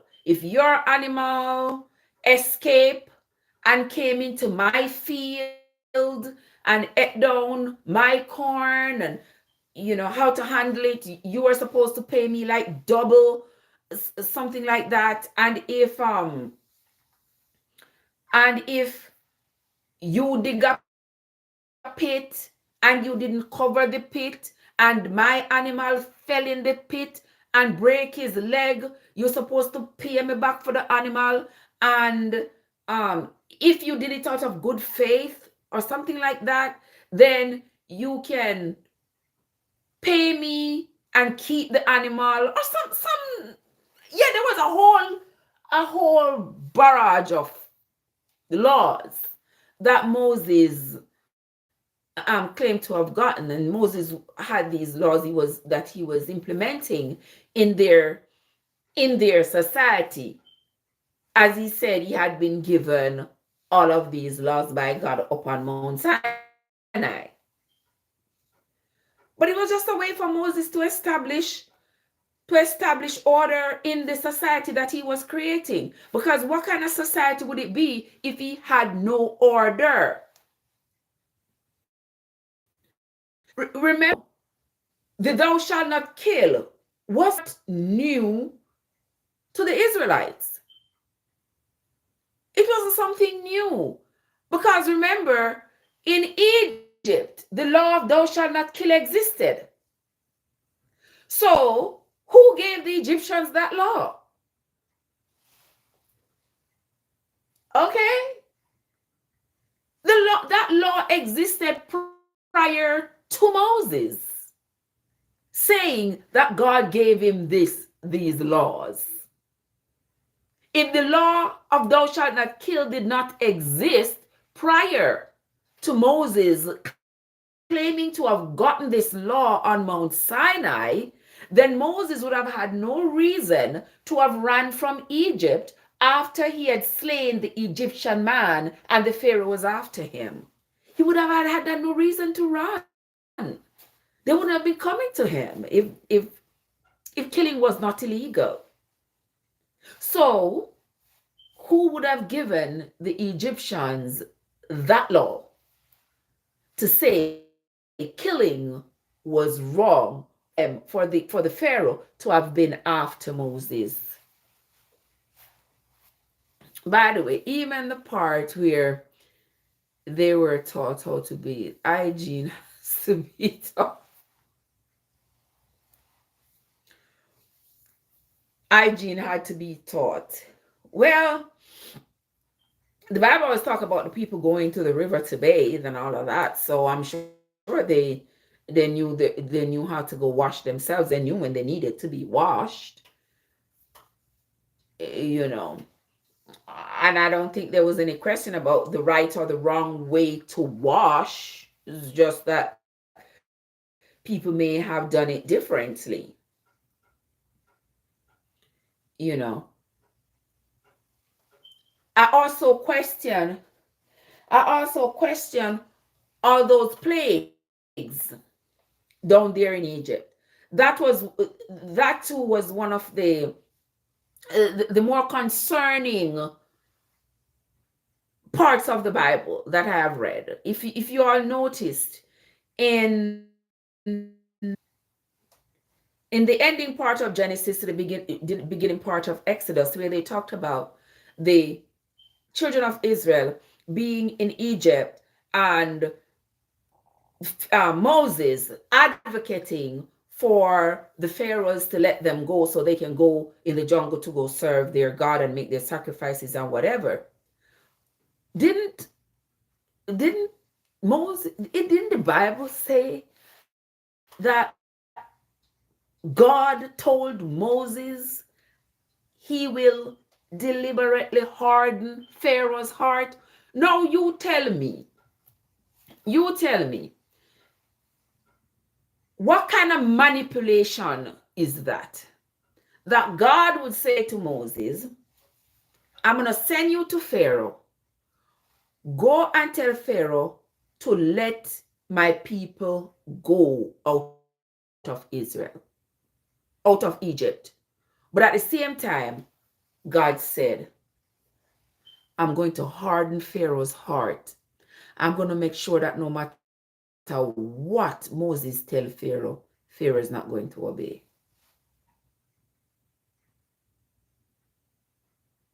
You hear me better on YouTube? Okay, good. Good. It seems that YouTube, it seems to always be better. I don't know why TikTok always give trouble. I don't know. Yeah. So that's one of my questions. Like, what kind of manipulation is that? And we saw that repeatedly. Moses, go and tell Pharaoh to let my people go. I'm going to harden Pharaoh's heart so he will not let them go. Moses, go and tell Pharaoh to let my people go. I'm going to harden Pharaoh's heart so he will not let them go. Like, seriously? And then he says, then he sends plagues on them. He sends locusts. He sends frogs. He says, all the firstborn is going to die. Firstborn of men and cattle, firstborn of everything is going to die. And he does that. He does that. And then he says, Moses, go and tell Pharaoh to let my people go. What, I don't understand what was the manipulation all about. Go to Pharaoh. Let Aaron throw down his rod, and the rod is going to turn into a snake. And okay, the Egyptian magicians came up and they threw their staffs down too, and it turned into snakes as well. And oh, Aaron's snake ate up all those snakes. I want to tell me some of the other business that ask no question. You have to ask questions. Or sprinkle the blood on the doorpost so that when my angels of death, sprinkle the blood on the doorpost so that when my angels of death that I'm going to send to slay all these people, when he passes by your house and he sees the goat's blood on your door, he will know that you are Hebrew, so they will not enter to anybody in your house.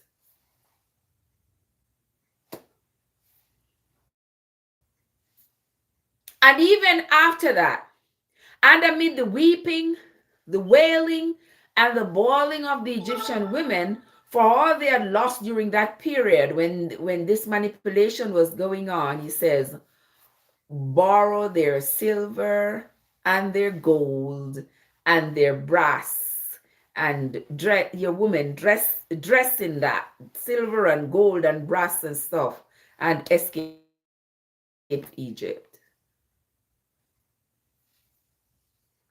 Miss Kids, what's up? How you doing? How you doing? Girl, me just there here. Me just there here. Wait, let me make me look. My piece of butter here. So I need to make a covering, make my little thing to wash. You see what I mean? Expedite. There are lots of questions. There are lots and lots of questions. If people just don't want to ask questions, and people don't like when people ask questions. They don't like when people ask questions, particularly about the Bible. Yeah, they like when people ask questions. But me have to ask questions, because if the math ain't mathing, it don't sound right. It don't sound possible to me. Yes, sir, from Old Testament to New Testament. Yeah, from Old Testament to New Testament. Like me, I tell us a questionable.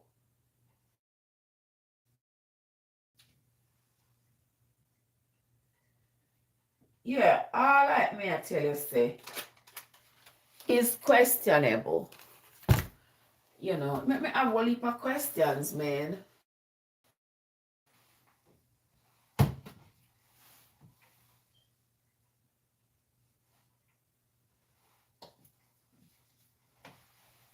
You make me have a heap of questions.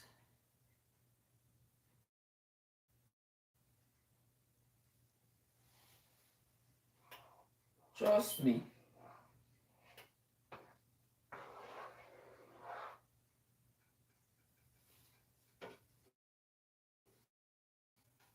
Make me have a whole lot of questions, because if you take me back into the New Testament, what I say, but if you don't understand, you have to ask questions, because listen, that is so true. That is so true, Georgia. You know, if you don't understand, you read it and it's not making sense, you have to ask questions. You know, but I think that, you know, Christians, rather than, all right, then, say you want to win me over. If you want to win me over, you have to have a good counteraction to the argument. So if I am asking you questions, you got to be able to find me answers that are irrefutable, right? You have to be able to find concrete answers. They know they don't have those concrete answers. They know that the questions I have are legitimate. So what is their escape? They get angry. And then them say me a Eden. And then them say, oh, me not deserve to stand at the presence of God and all of these things. After me not sin more than nobody, why me would I not be able to stand at the presence of God? You understand? I mean, Christians have nothing special. Christians have no get no special benefits. Christians don't get no special benefits than me from God. They don't get no special benefits. Not like say, okay, Trev, if you become a Christian, you never go feel pain, you never go get sick, you never go experience hurt or pain, because look at us. We don't experience those things. There's not like that. We have the same experiences. But then you all want to say to me, oh well,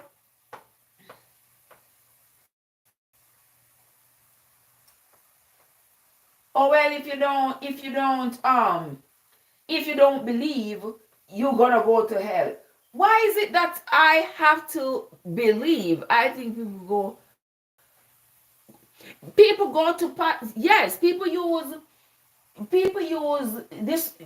this scripture to suit whatever ideology they're trying to push forth, and they're very selective in the scriptures they use and the interpretation that they use. Who selected these people? All right, he says, who selected these books and who selected these people? Now,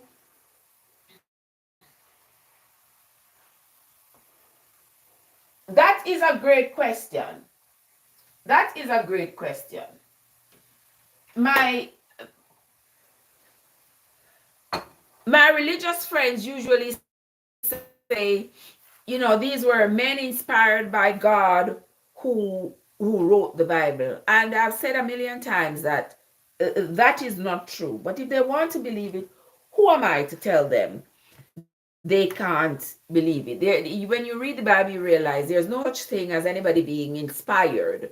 The people were encouraged back then to document their experiences, whether they were actual experiences or perceived experiences. But people were documenting how they felt, what they felt, everything.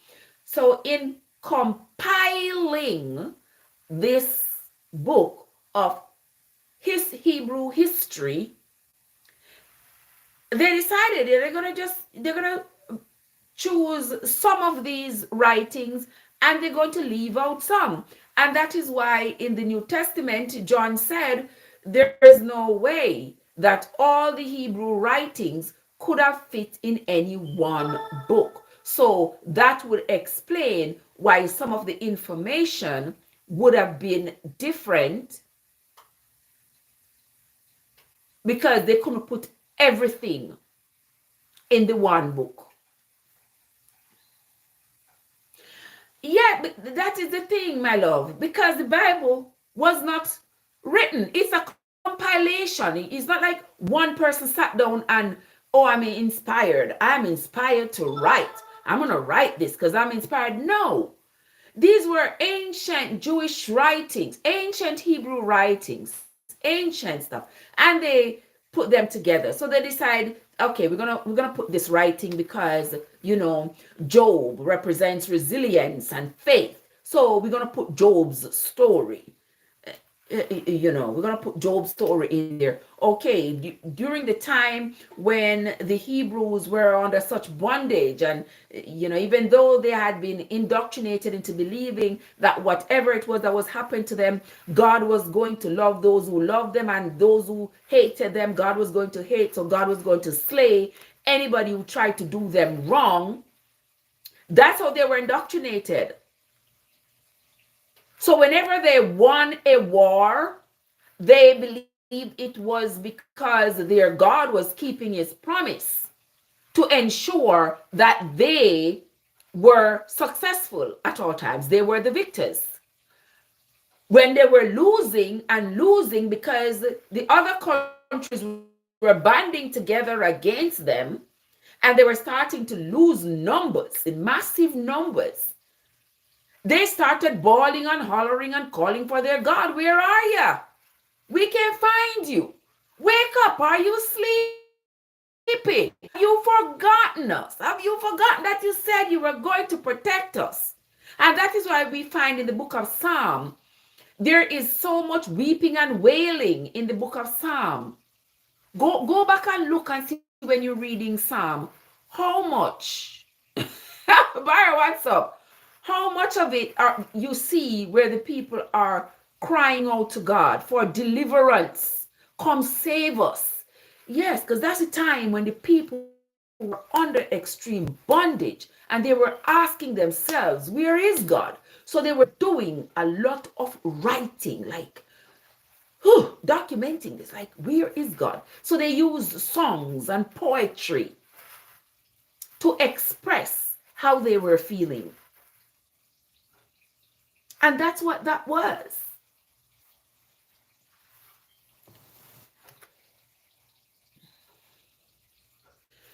It can't be. But who decided this will go? I guess those who were putting it together decided that we're going to leave out this book, we're going to leave out that, because you see, a lot of the books, a lot of the a lot of these stories that are being told are repetitive. Because, for example, you notice they did not put the book of Nathan. Even though Nathan had written a whole, according to what the Bible says, Nathan had written a lot about what happened during that time. You know, when King Artaxerxes, when King Artaxerxes had was in charge and had sent him to come revive Jerusalem, stuff like that. He had a whole story about that, but that part was left out, because when you read the book of Ezra, and it talks about Nathan and stuff, you see, they say, well, it would have been like the same story, only from a different perspective. And we couldn't put everything, so we just decided to put some and leave out some. If you read Matthew, Mark, Luke, and John, they're talking about the same story of Jesus coming and all of that. But when you put them together, you realize that they have the little variations, a little information that's missing, a little bit of information that's distorted. So you can't say for sure what is what, because so many different people have written the same about the story, but all the information is not the same. Yeah, exactly, Expedite. Yeah. In the New Testament, I have those stories that are not the same stories written by more than one people. And the story is just, it has some inconsistencies in it. Yeah, it has some inconsistencies.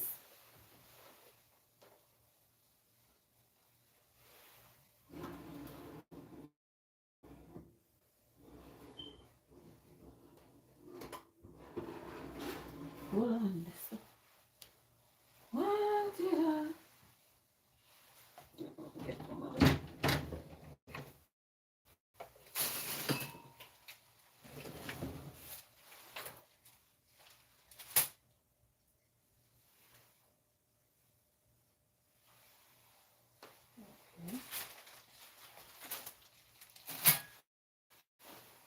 No, hold on. Let me make sure. See.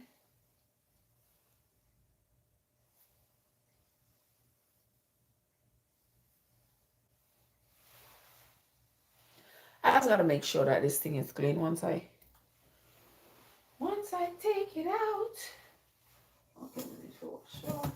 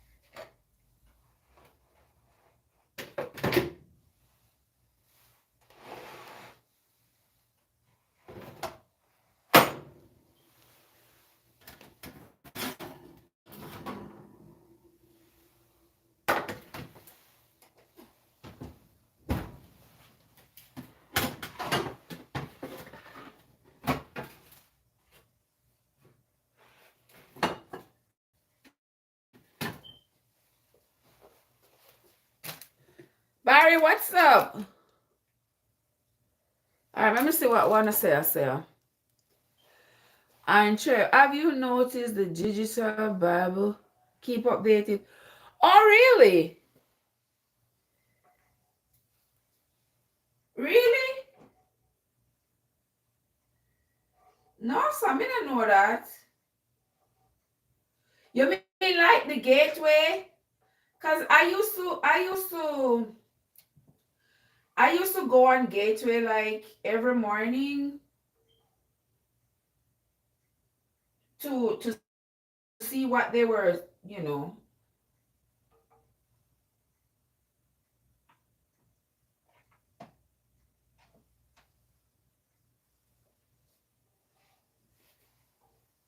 So every time them change the story, them update it. Let me tell you, I don't know, cause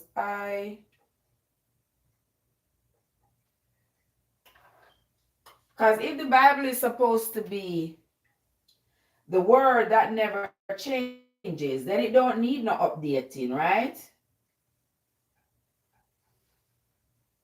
But then you hear me and tell me say,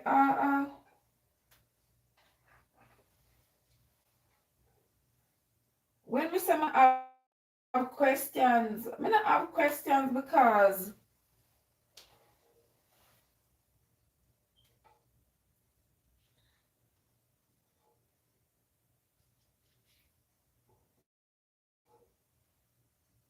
I have questions, legitimate questions.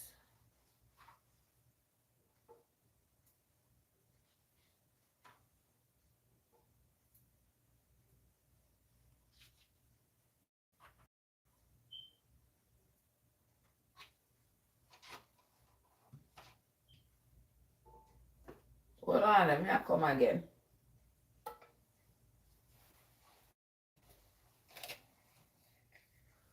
Hold on there. Let me go.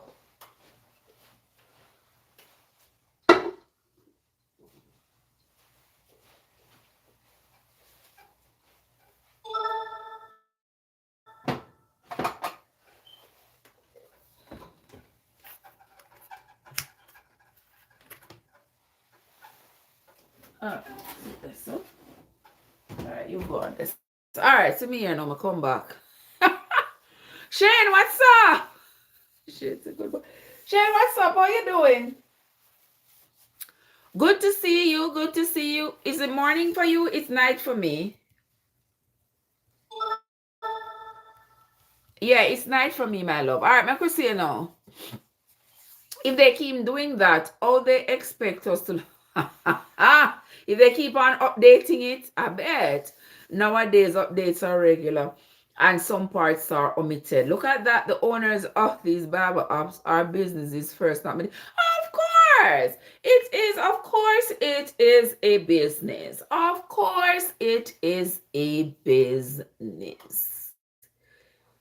Oh, it's 12 a.m. for you. And what time? Kuya, after 12. After me realize after 12. Then that's so long me there. I did not realize it was after 12. I thought it was maybe like 10 o'clock.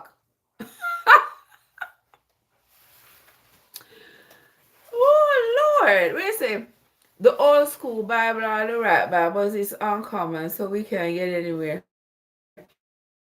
Listen, even in the old school Bible, even in the older versions of the Bible, the same stories are being told and the same questions need to be asked because these same stories got a lot of holes in them. Oh, yeah, they're Canada. Oh, me up on the East Coast, so I think we have the same time, don't we? Yeah. The old school Bible or the new school Bible, they still all have questionable text that we still all have to ask questions about. Yeah, you can't just. For me, I don't just take what is being told to me or what is being fed to me. I have to ask, does this really make sense? Like, if God was so prevalent back then, why is he avoiding us now? Are we cursed? Are we what is the deal? Why is he not as prevalent now? Why is it that Moses according to Moses could go and go in his presence and talk to him. Why is it that nobody else is able to go? You inbox me? Really? I'm in a reply? I'm sorry. Forgive me. Trust me, when I go to my inbox, I see hundreds of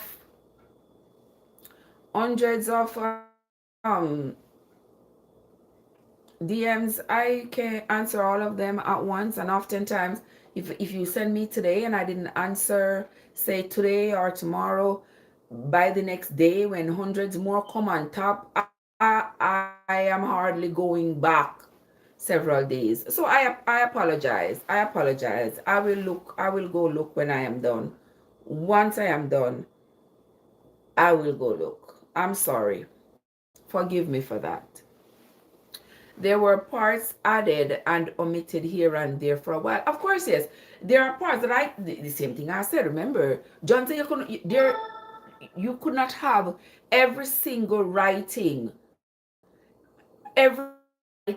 you could not have it in one book. It would not be able to fit. And he's right, because it's like, what if in our society today, all the prominent people, or all the people who think they have something important to write about today's society, and they wrote it. Thank you, Shane. Everybody wrote what they either experienced, or thank you so much, my love, or what they perceived to be or should be, and everybody wrote it down, and everybody had this air of importance. And then one person decided, I'm going to put together a book about all the influential people of 2024. Say 100 years from now, somebody says, I'm going to put together all the writings of the influential people of 2024. I'm going to put it all in one book. Do you know how big that book would be? Yeah. So they would, quite naturally, for the book to be of a reasonable size, they would have to omit some of this stuff, some of what some people said, some of what some people did. Some people would have to be eliminated totally from, whatever they wrote would not be added at all. They couldn't possibly put everybody's thoughts and writings in the one book. Andrea, what's up? You know, some me there, me not even realize it's at 12 o'clock. I be me that baking, Andrea. Bake, I was baking. You be me there, I bake. So me just done. So me just done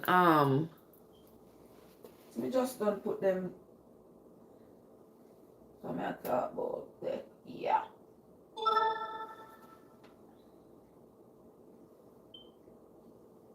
I just wanted to make sure, say, the cake them bake nice and moist. Yeah, just like that, just like that, just like. Yes, if me don't know. Yeah, tomorrow me have to go tomorrow morning. Me have to leave some for she and shoot. Tomorrow morning bright and early. Me have to go mail off them here. Yeah, tomorrow morning bright and early. Me have to go mail them off. Yeah. Come up, me have them 1 year thing. Me have them 1 year so for reach a New York by Wednesday. So I have to reach out the first thing in the morning. As the day light. Oh, Shane said I want private chat with me. Alright. You are not alone. Alright, Andrea. Let me tell Shane say he's not alone. I am here with you. Good night, Trev, and everyone. Have yourself a good night. We say happy Sunday. Then tomorrow no Saturday. It's I will say expedite. Yeah, I'm saying I want private chat with me. Maybe just make him know join the line. Join the line. I say, me take serious things, make joke too much. Then don't start now with this scene. Oh, what I say? Me not start with this singing. Me not start with this singing. Let me tell you something. When we come on this Bible topic, you know, when we come on this Bible topic, it is something, you know, expedite. Yeah. We are gonna come back and start having the discussions about these things. Like in real time, like as we read them, we talk about them. Yeah. You never see I make the deal. Me I say happy Sunday. Me I say I wanna Georgia rush the days, man. You rush the days, sis. Georgia Sunday. Alright, sir. It is only Saturday morning, my love. It is only Saturday morning. I may wait for. I can't believe it's already 12 o'clock. Me Jesus, the big companies acquire the other Bible companies. Listen, people understand it. Let me tell you, these big corporations, they understand how attached people are to the Bible. They understand how attached people are. And nothing is wrong if people want to be attached to the Bible. You know, I mean, it's traditional at this point. So nothing is wrong. But these companies realize that they can make a big buck off of people. And yeah, and that is why religion is monetized as it is.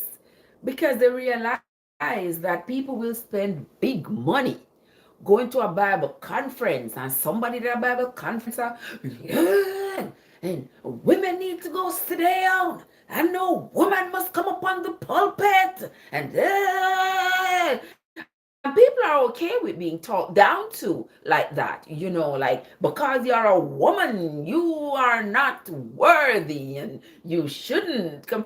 And people are comfortable with that. People are okay with it. And if people are okay with that, then when it comes to adult suffrage, and we know that the first adult suffrage was, according to the Bible, if we were going to go by the Bible, was with Zelophehad's daughters, then their fight would have been in vain. If I was supposed to sit down and take that argument from any man that's going to say, oh, because you're a woman, you can't talk about the Bible and your opinion don't matter and you must sit at the back, you must sit down and listen and let a man lead. I will be damned.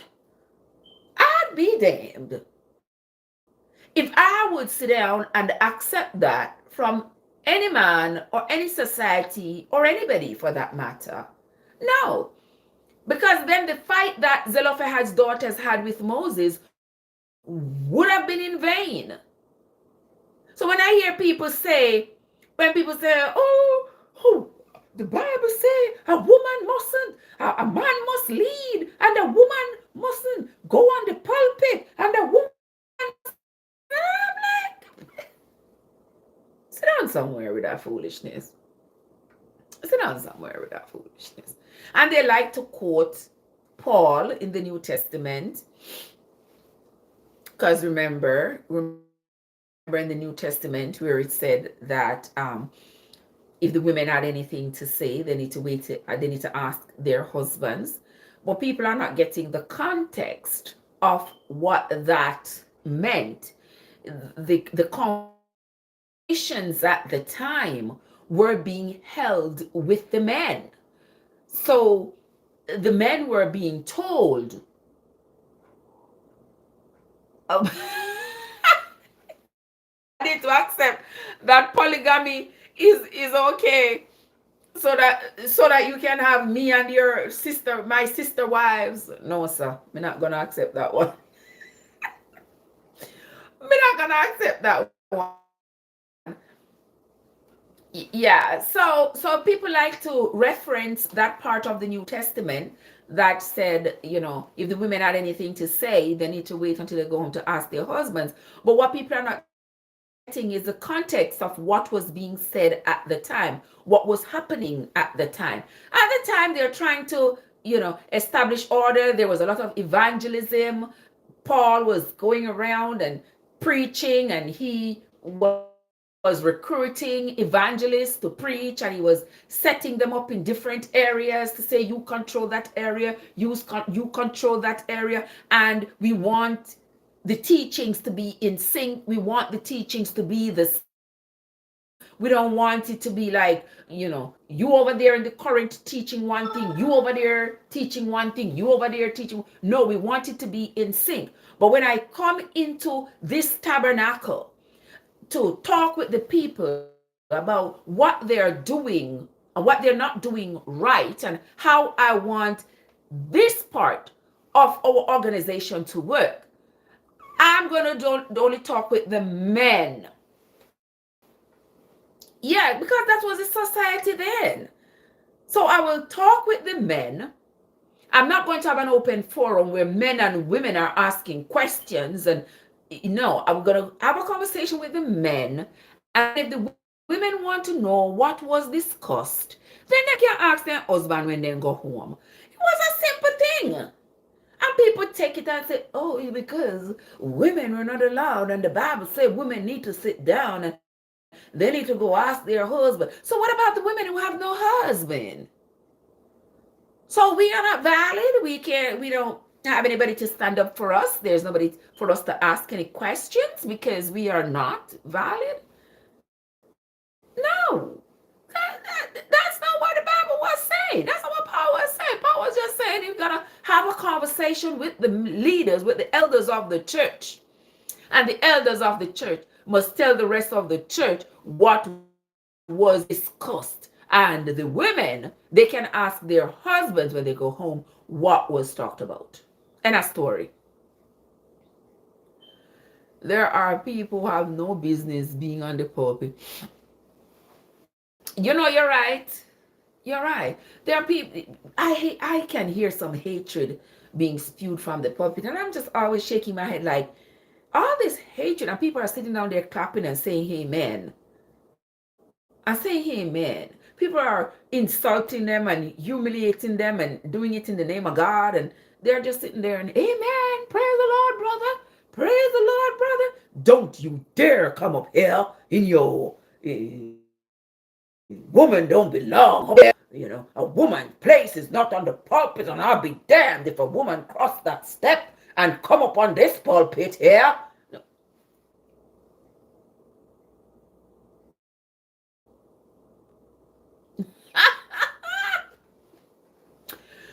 You say you should.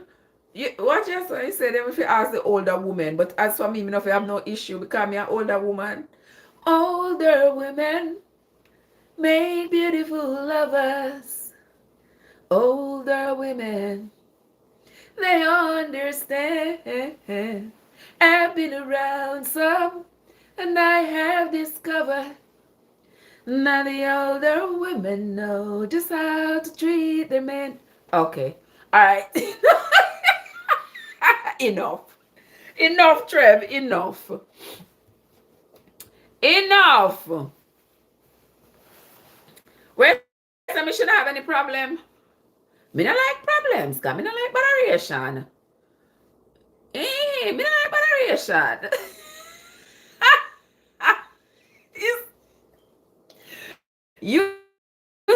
you say you gonna give me sister wives, and me not in that. Me not in that, sir. Me not in that. Me not want no sister wife. It's either it's gonna be me and me alone, or we not gonna bother with it. But you insist me have to have sister wives. I mean, I join that with you. friend Billy. Billy, what's Billy, what's up? What you doing?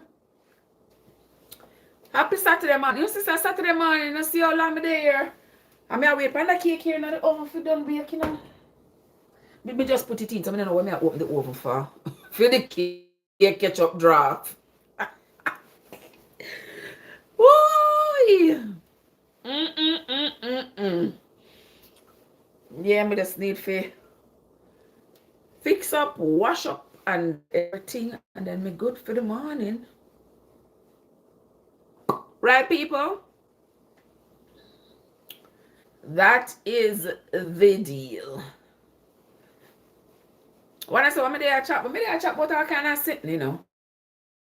I was here, you know, me always talking about, me always talk about the Bible. Me the day here when I talk about the Bible because we were talking about we were talking about all that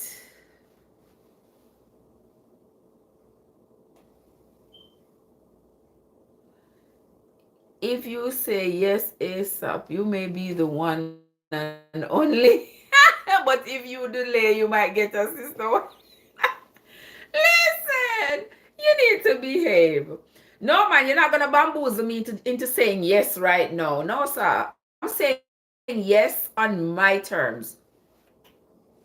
I'm saying yes to you on my terms. When it is my time, when I feel like it is my time to say yes to you, then I will. Otherwise, no. No.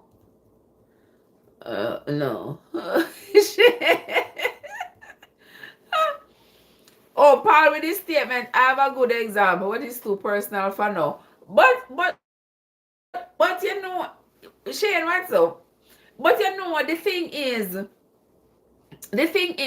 people, you will always hear people run and grab for that verse when they want to put down women and say, oh, but it's not the Bible.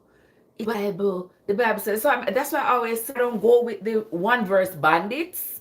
I call them one verse bandits in the Bible because them just grab a verse here. No, I like context. Let me know who was speaking, to whom were they speaking.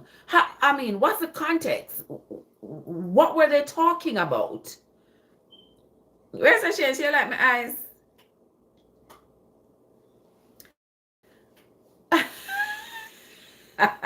He said my mouth not say yes to him, but my heart say yes. You know you have my heart. You know that. You know that.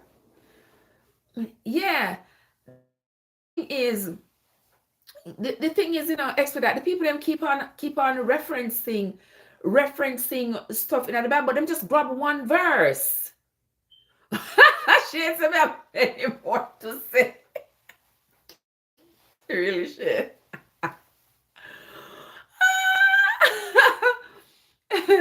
Yeah, the people them just grab one verse here, one verse there, and they say, "Oh, the Bible said this, and the Bible said that."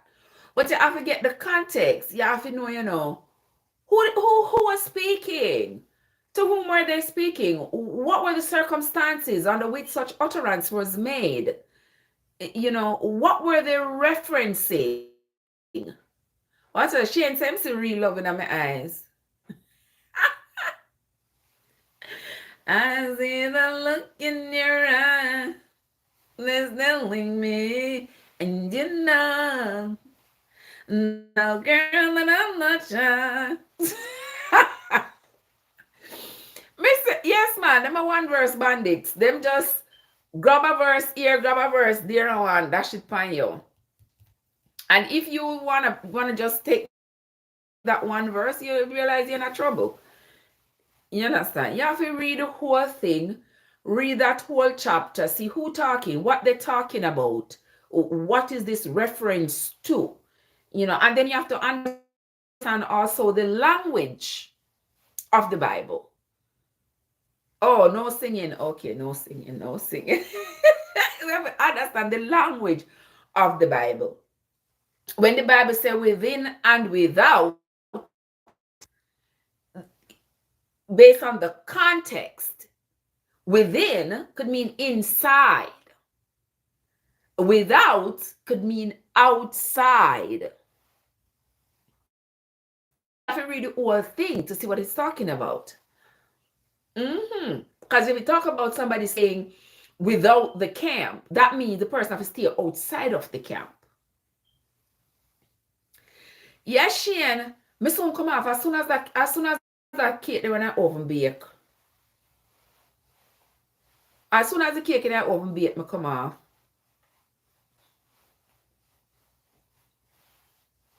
Because me never did realize that it is after 12. Yeah. I catch a little sleep. Because I don't really sleep all day and I catch a little teeny nap. Yeah, I got a little teeny weeny nap, but I didn't sleep all day. I was baking, running up and down, going on the road, go up post office, come back. And yes, I didn't get to sleep much today. I took a little tiny nap. Yeah, so now I really have to go get a nice little sleep. It's already almost 1 o'clock. So I'm gonna sleep for maybe about 3 hours until 4 o'clock. Yeah. Oh, you say we eat anytime if it's my food. Yeah, I know I do cook some good food. So that's a good thing. Yeah, that's a good thing. Older women. Well, I'm there, so I wait panda cake there for bake.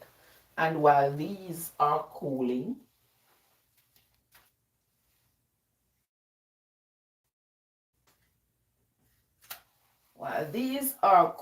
down, yeah, I can't cover them up. I have to wait until them cool. Once they are cool, then I will cover them. Hold on.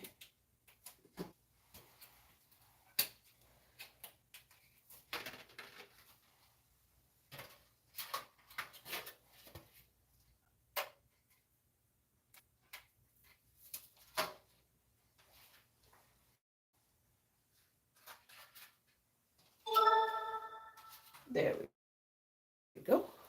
Just so that they stay.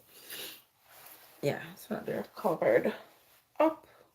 Yeah, so we have just a few more minutes to go. Oh, you need to get me some African jewelry? Oh, that not sound like one bad idea. That sounds like a good idea. Forgot my African dress. Oh, me love the African dress. I'm not gonna see me night over and over. Yeah, y'all are gonna see me wearing this over and over because I like it. I like it. And it's a long dress. It goes all the way down to my ankle. And it's a wrap dress too. It wraps. And it's got the pockets here. And it also has the bag to it. When we go back to Miami, me get one next one. You like it, Shane? It's nice, actually. Yeah, me like it. We have one blue orange one upstairs, but me not like that one there. It's like it's an African print, but it's supposed to be like a wrap top with a trousers at the bottom, but when me put it in already, it's for somebody who no mind showing off them body and little pieces of them skin I go show. Yeah, enough for me. So from me buy it, me no wear it. Because every time I put in it. Oh, this one, I bought this one in Miami. When I was in Miami, I bought this one at my friend's boutique. Yes, I like it.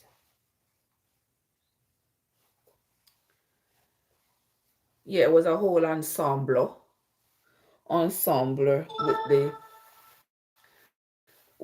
with the little handbag, to match, and this little piece here to wrap your head, and and then the dress. The dress is long sleeve. I just wrap it up like this. But see,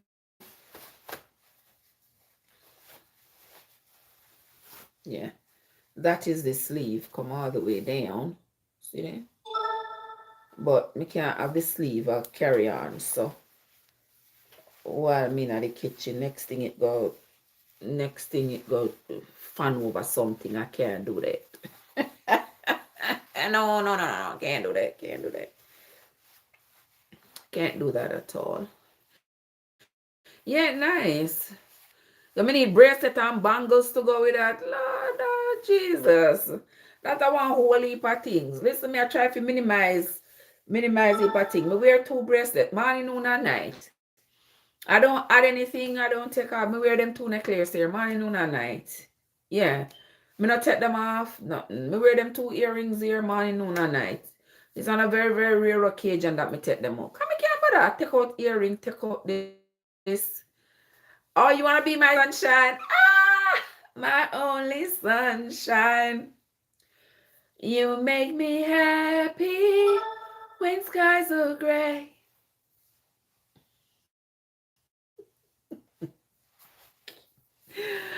Oh boy, listen. Kim!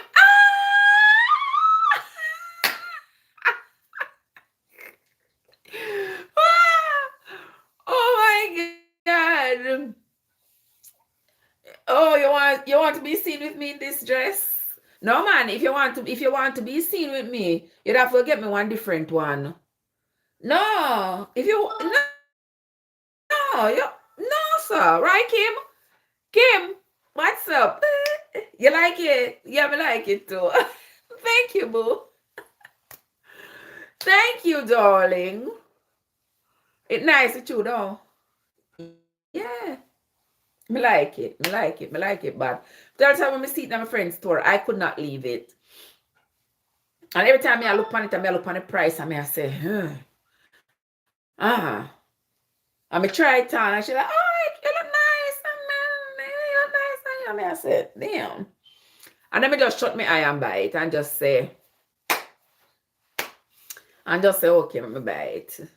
But what's up, Kim? Kim, what? You know, some day here next time. Where's that Shane? Shane said next time. Next time what? Yeah, chip out. When me I pass your comment. Me not pass your comments, boo. I mean, I think me read everything when you say. Me not pass your comments. See that Kim said look nice for me. Thank you, boo. Yeah, me just have to be me. Me don't know if it be nobody else. I mean, I don't know if it pretend. So me have to just be me. Have a blessed night, sis. And I will be here when you come back in the cold. Your free paper burn up slowly, right? Is this the earliest? Your free paper burn up. Yeah, because of the 14th today. So your days are winding down, sis. But we will talk. Yeah, we will talk. You know, me I got have live tomorrow. After I come back from post office. Me I got have live. Yeah, so I will see you. I will see you tomorrow. But for right now, I'm gonna get a cake here one next. Because this cake that's in the oven is mine. So I'm gonna give it maybe another 20 minutes. Where's it as a bite here in-law? Maybe another 10 minutes or so. Yeah. And it wasn't a full pan anyway, so it's not like thick. It's a thin cake. It will be all right. It will be just fine. Just have to go rinse up them stuff there and clean up the kitchen so I'm ready for the morning. Right, Shane? Yes, guys. So, Kim, where you been all day, Kim? You did I follow up the news. Where you say you want? Where you say you want the recipe? Okay, expedite. You want the recipe? Oh, Shane said soon come back. All right, Shane. I will see you. I will be here when you come back, hopefully. That cake in the oven should be finished in the next 10, 15 minutes. Because I'm going to turn off the stove on it and make the heat go on cook it.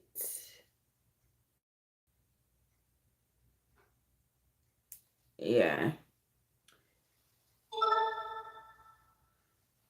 Yeah. Yes, expedite. I got you. I got you. Hold on, jump fit, jump fit. What's up? How are you doing, my love? Good to see you. Oh yeah, make your own rum cake. You need one of this. I don't know if this a brand you use or whichever brand, but you need like 4 stick of butter, 4 stick of butter, 8 egg, 4 cup of sugar.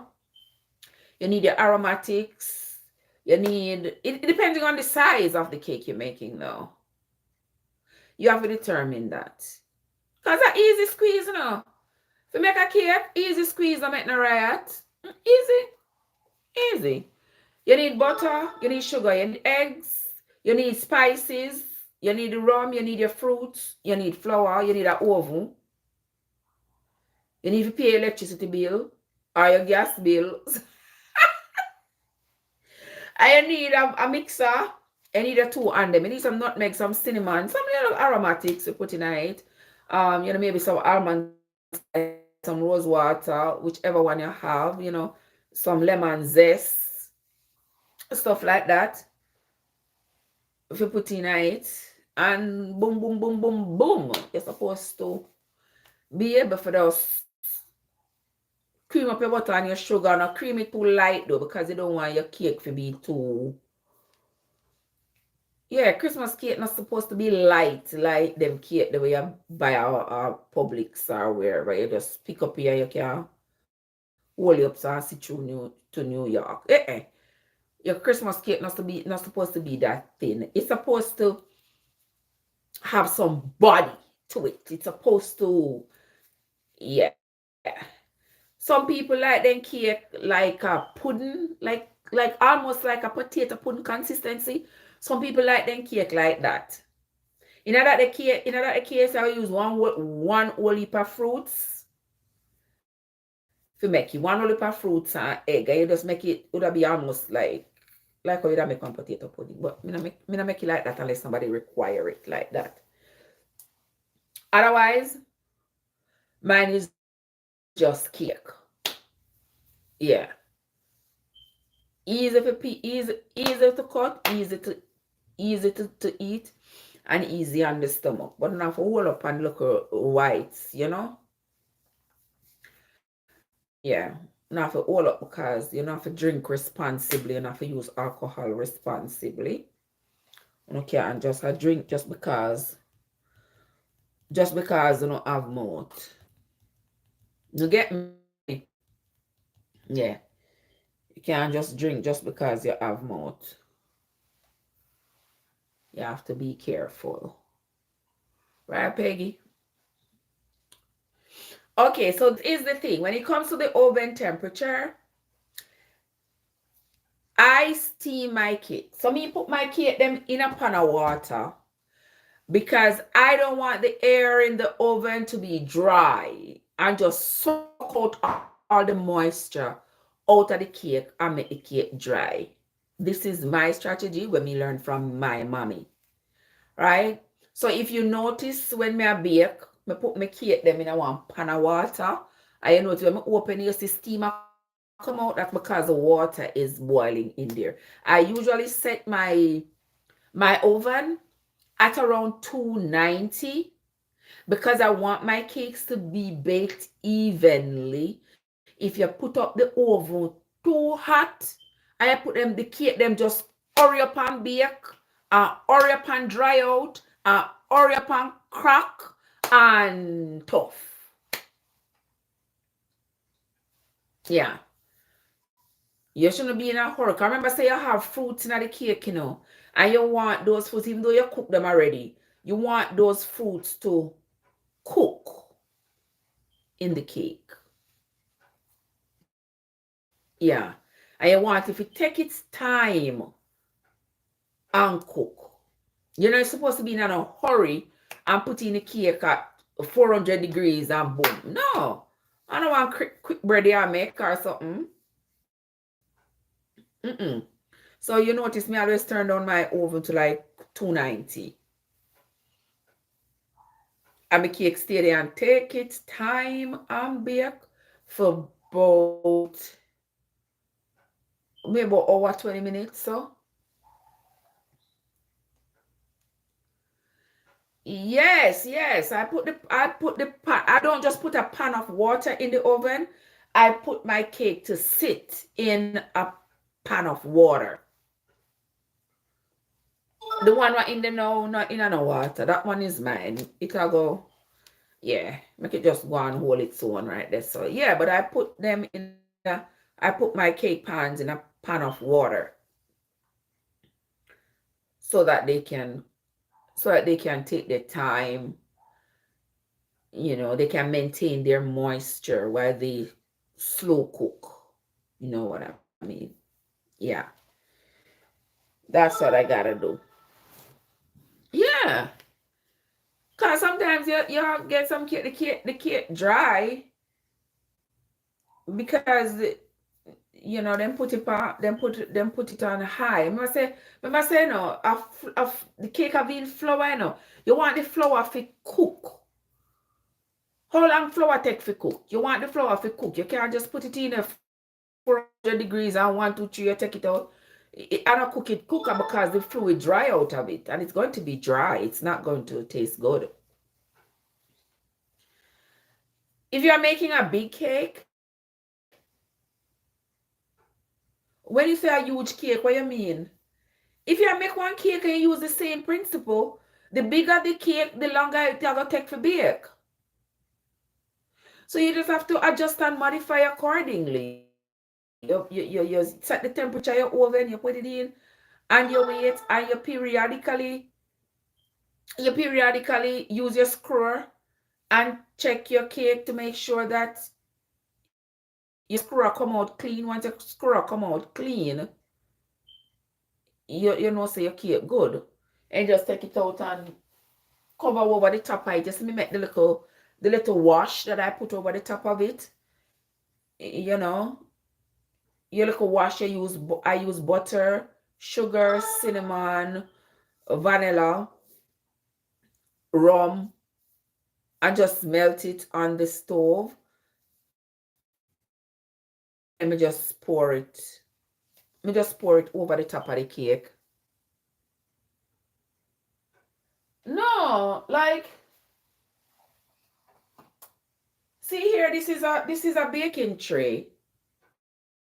And this could have only hold one. So I just put it one single one in there. Yeah, I just put one single one in there so that the cake come out.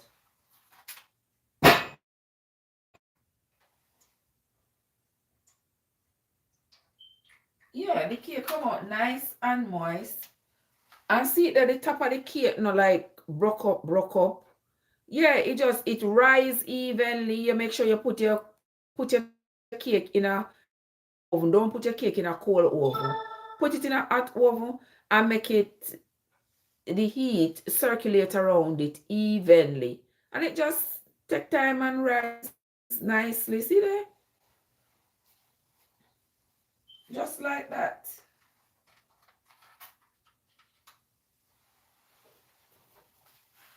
Baking isn't hard. I know some people don't like it, but yeah, baking not hard.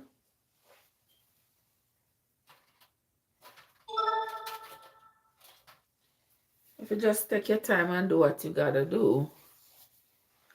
Some people put just one container of water in their oven. I don't do it like that. Some people put one container of water in the oven and then you just stack the cakes in there.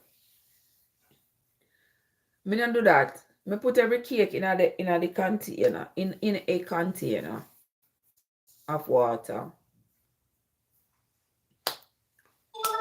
Yeah, everybody then think different. Everybody cake will taste different, and every batch of cake is going to taste different. It is what it is. Somebody may like somebody else's cake, they may not like mine. I mean, it don't matter to me, because I'm in a competition. Me make mine, or me make it, and other people make for them how they make it, and yeah. At 1 o'clock, that cake here is supposed to done be. Let me look. Let me see. Yeah, look like it'll go on itself. Yeah, 1 o'clock it's supposed to done bake. The last time I bake, I was in 6th or 7th grade. I need to crank up. That's a long time. You was in the 6th or 7th grade the last time you bake? No man, baking not hard, and especially in this day and age, just so when things are expensive. I try to keep the price of my cakes at a reasonable, because it's not like say me I try get rich quick or whatever. It's just a passion of mine. I'ma just do it. I make a little change off of it, but these people that sell one cake for $100. To each his own. Everybody do what them doing and me do what me I do. You understand? Because I can sit down and calculate how many eggs I used, how much fruit I use, how much wine I use, how much sugar and most time it not gonna make you rich. Sometimes it's just almost break even. But hey, like you know what? Spread some good cheer. Spread some good cheer. And let's just keep moving. Yeah. So that is that. And it is now 5 minutes till 1. At 1 o'clock, we will be done with the live. Yeah, while that cake is being baked. The others don't bake already. All of them, we got almost the same result. Yeah. I was going to show me a top about. See on the top of the cake? See the cake? Only thing we need to do now is put some cherries on the top, cover it up, and you see it there? See that so? Yeah, good. I just need to put some cherries on the top and cover this up, and we're good to go. All right, so that's what I was doing all day. For those of you who just come in and don't know what I was doing, so I was baking Christmas cake. I was filling some orders, so I made one Christmas cake that is sorrel cake. I made one sorrel cake, sorrel fruit cake that is. I made a rum fruit cake, and I made a coffee fruit cake. Yeah, this one was the coffee fruit cake. Yeah, this one is the coffee. That's a coffee rum fruit cake. Coffee rum cake, fruit cake. And then this one here is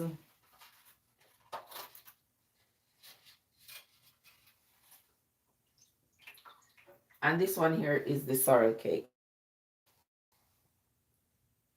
Yeah. There we go. And then that one there is a regular fruit cake. Yeah. And they were in the oven for about an hour and 10 minutes. Because I was calculating Yes, a rum fruit cake, a coffee fruit cake. Yeah. It's the same one like I did the regular. I just added some coffee. So the malta that I use to put in the cake, I just soak some coffee in it. Or they in there at the same time? No, all of them didn't go in the same time because remember I had to do them separately. So I put in the sorrel cake went in first, and then the regular one went in second, and then the coffee one went in last.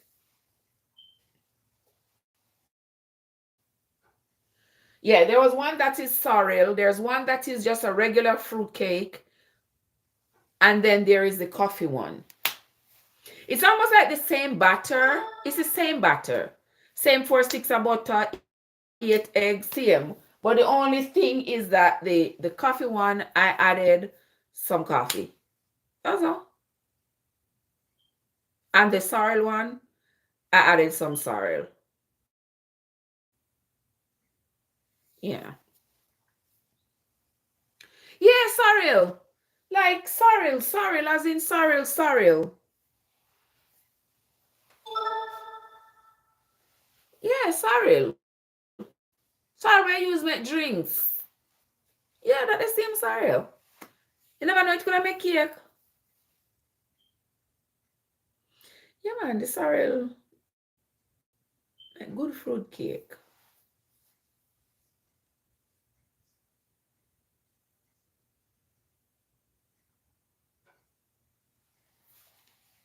Yeah.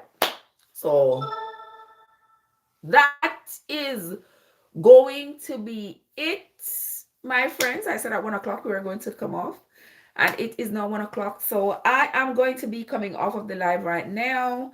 I will see you all again first thing in the morning. First thing in the morning, I will see you all again somewhere somehow, right? I want to say thanks to everybody who came into the live.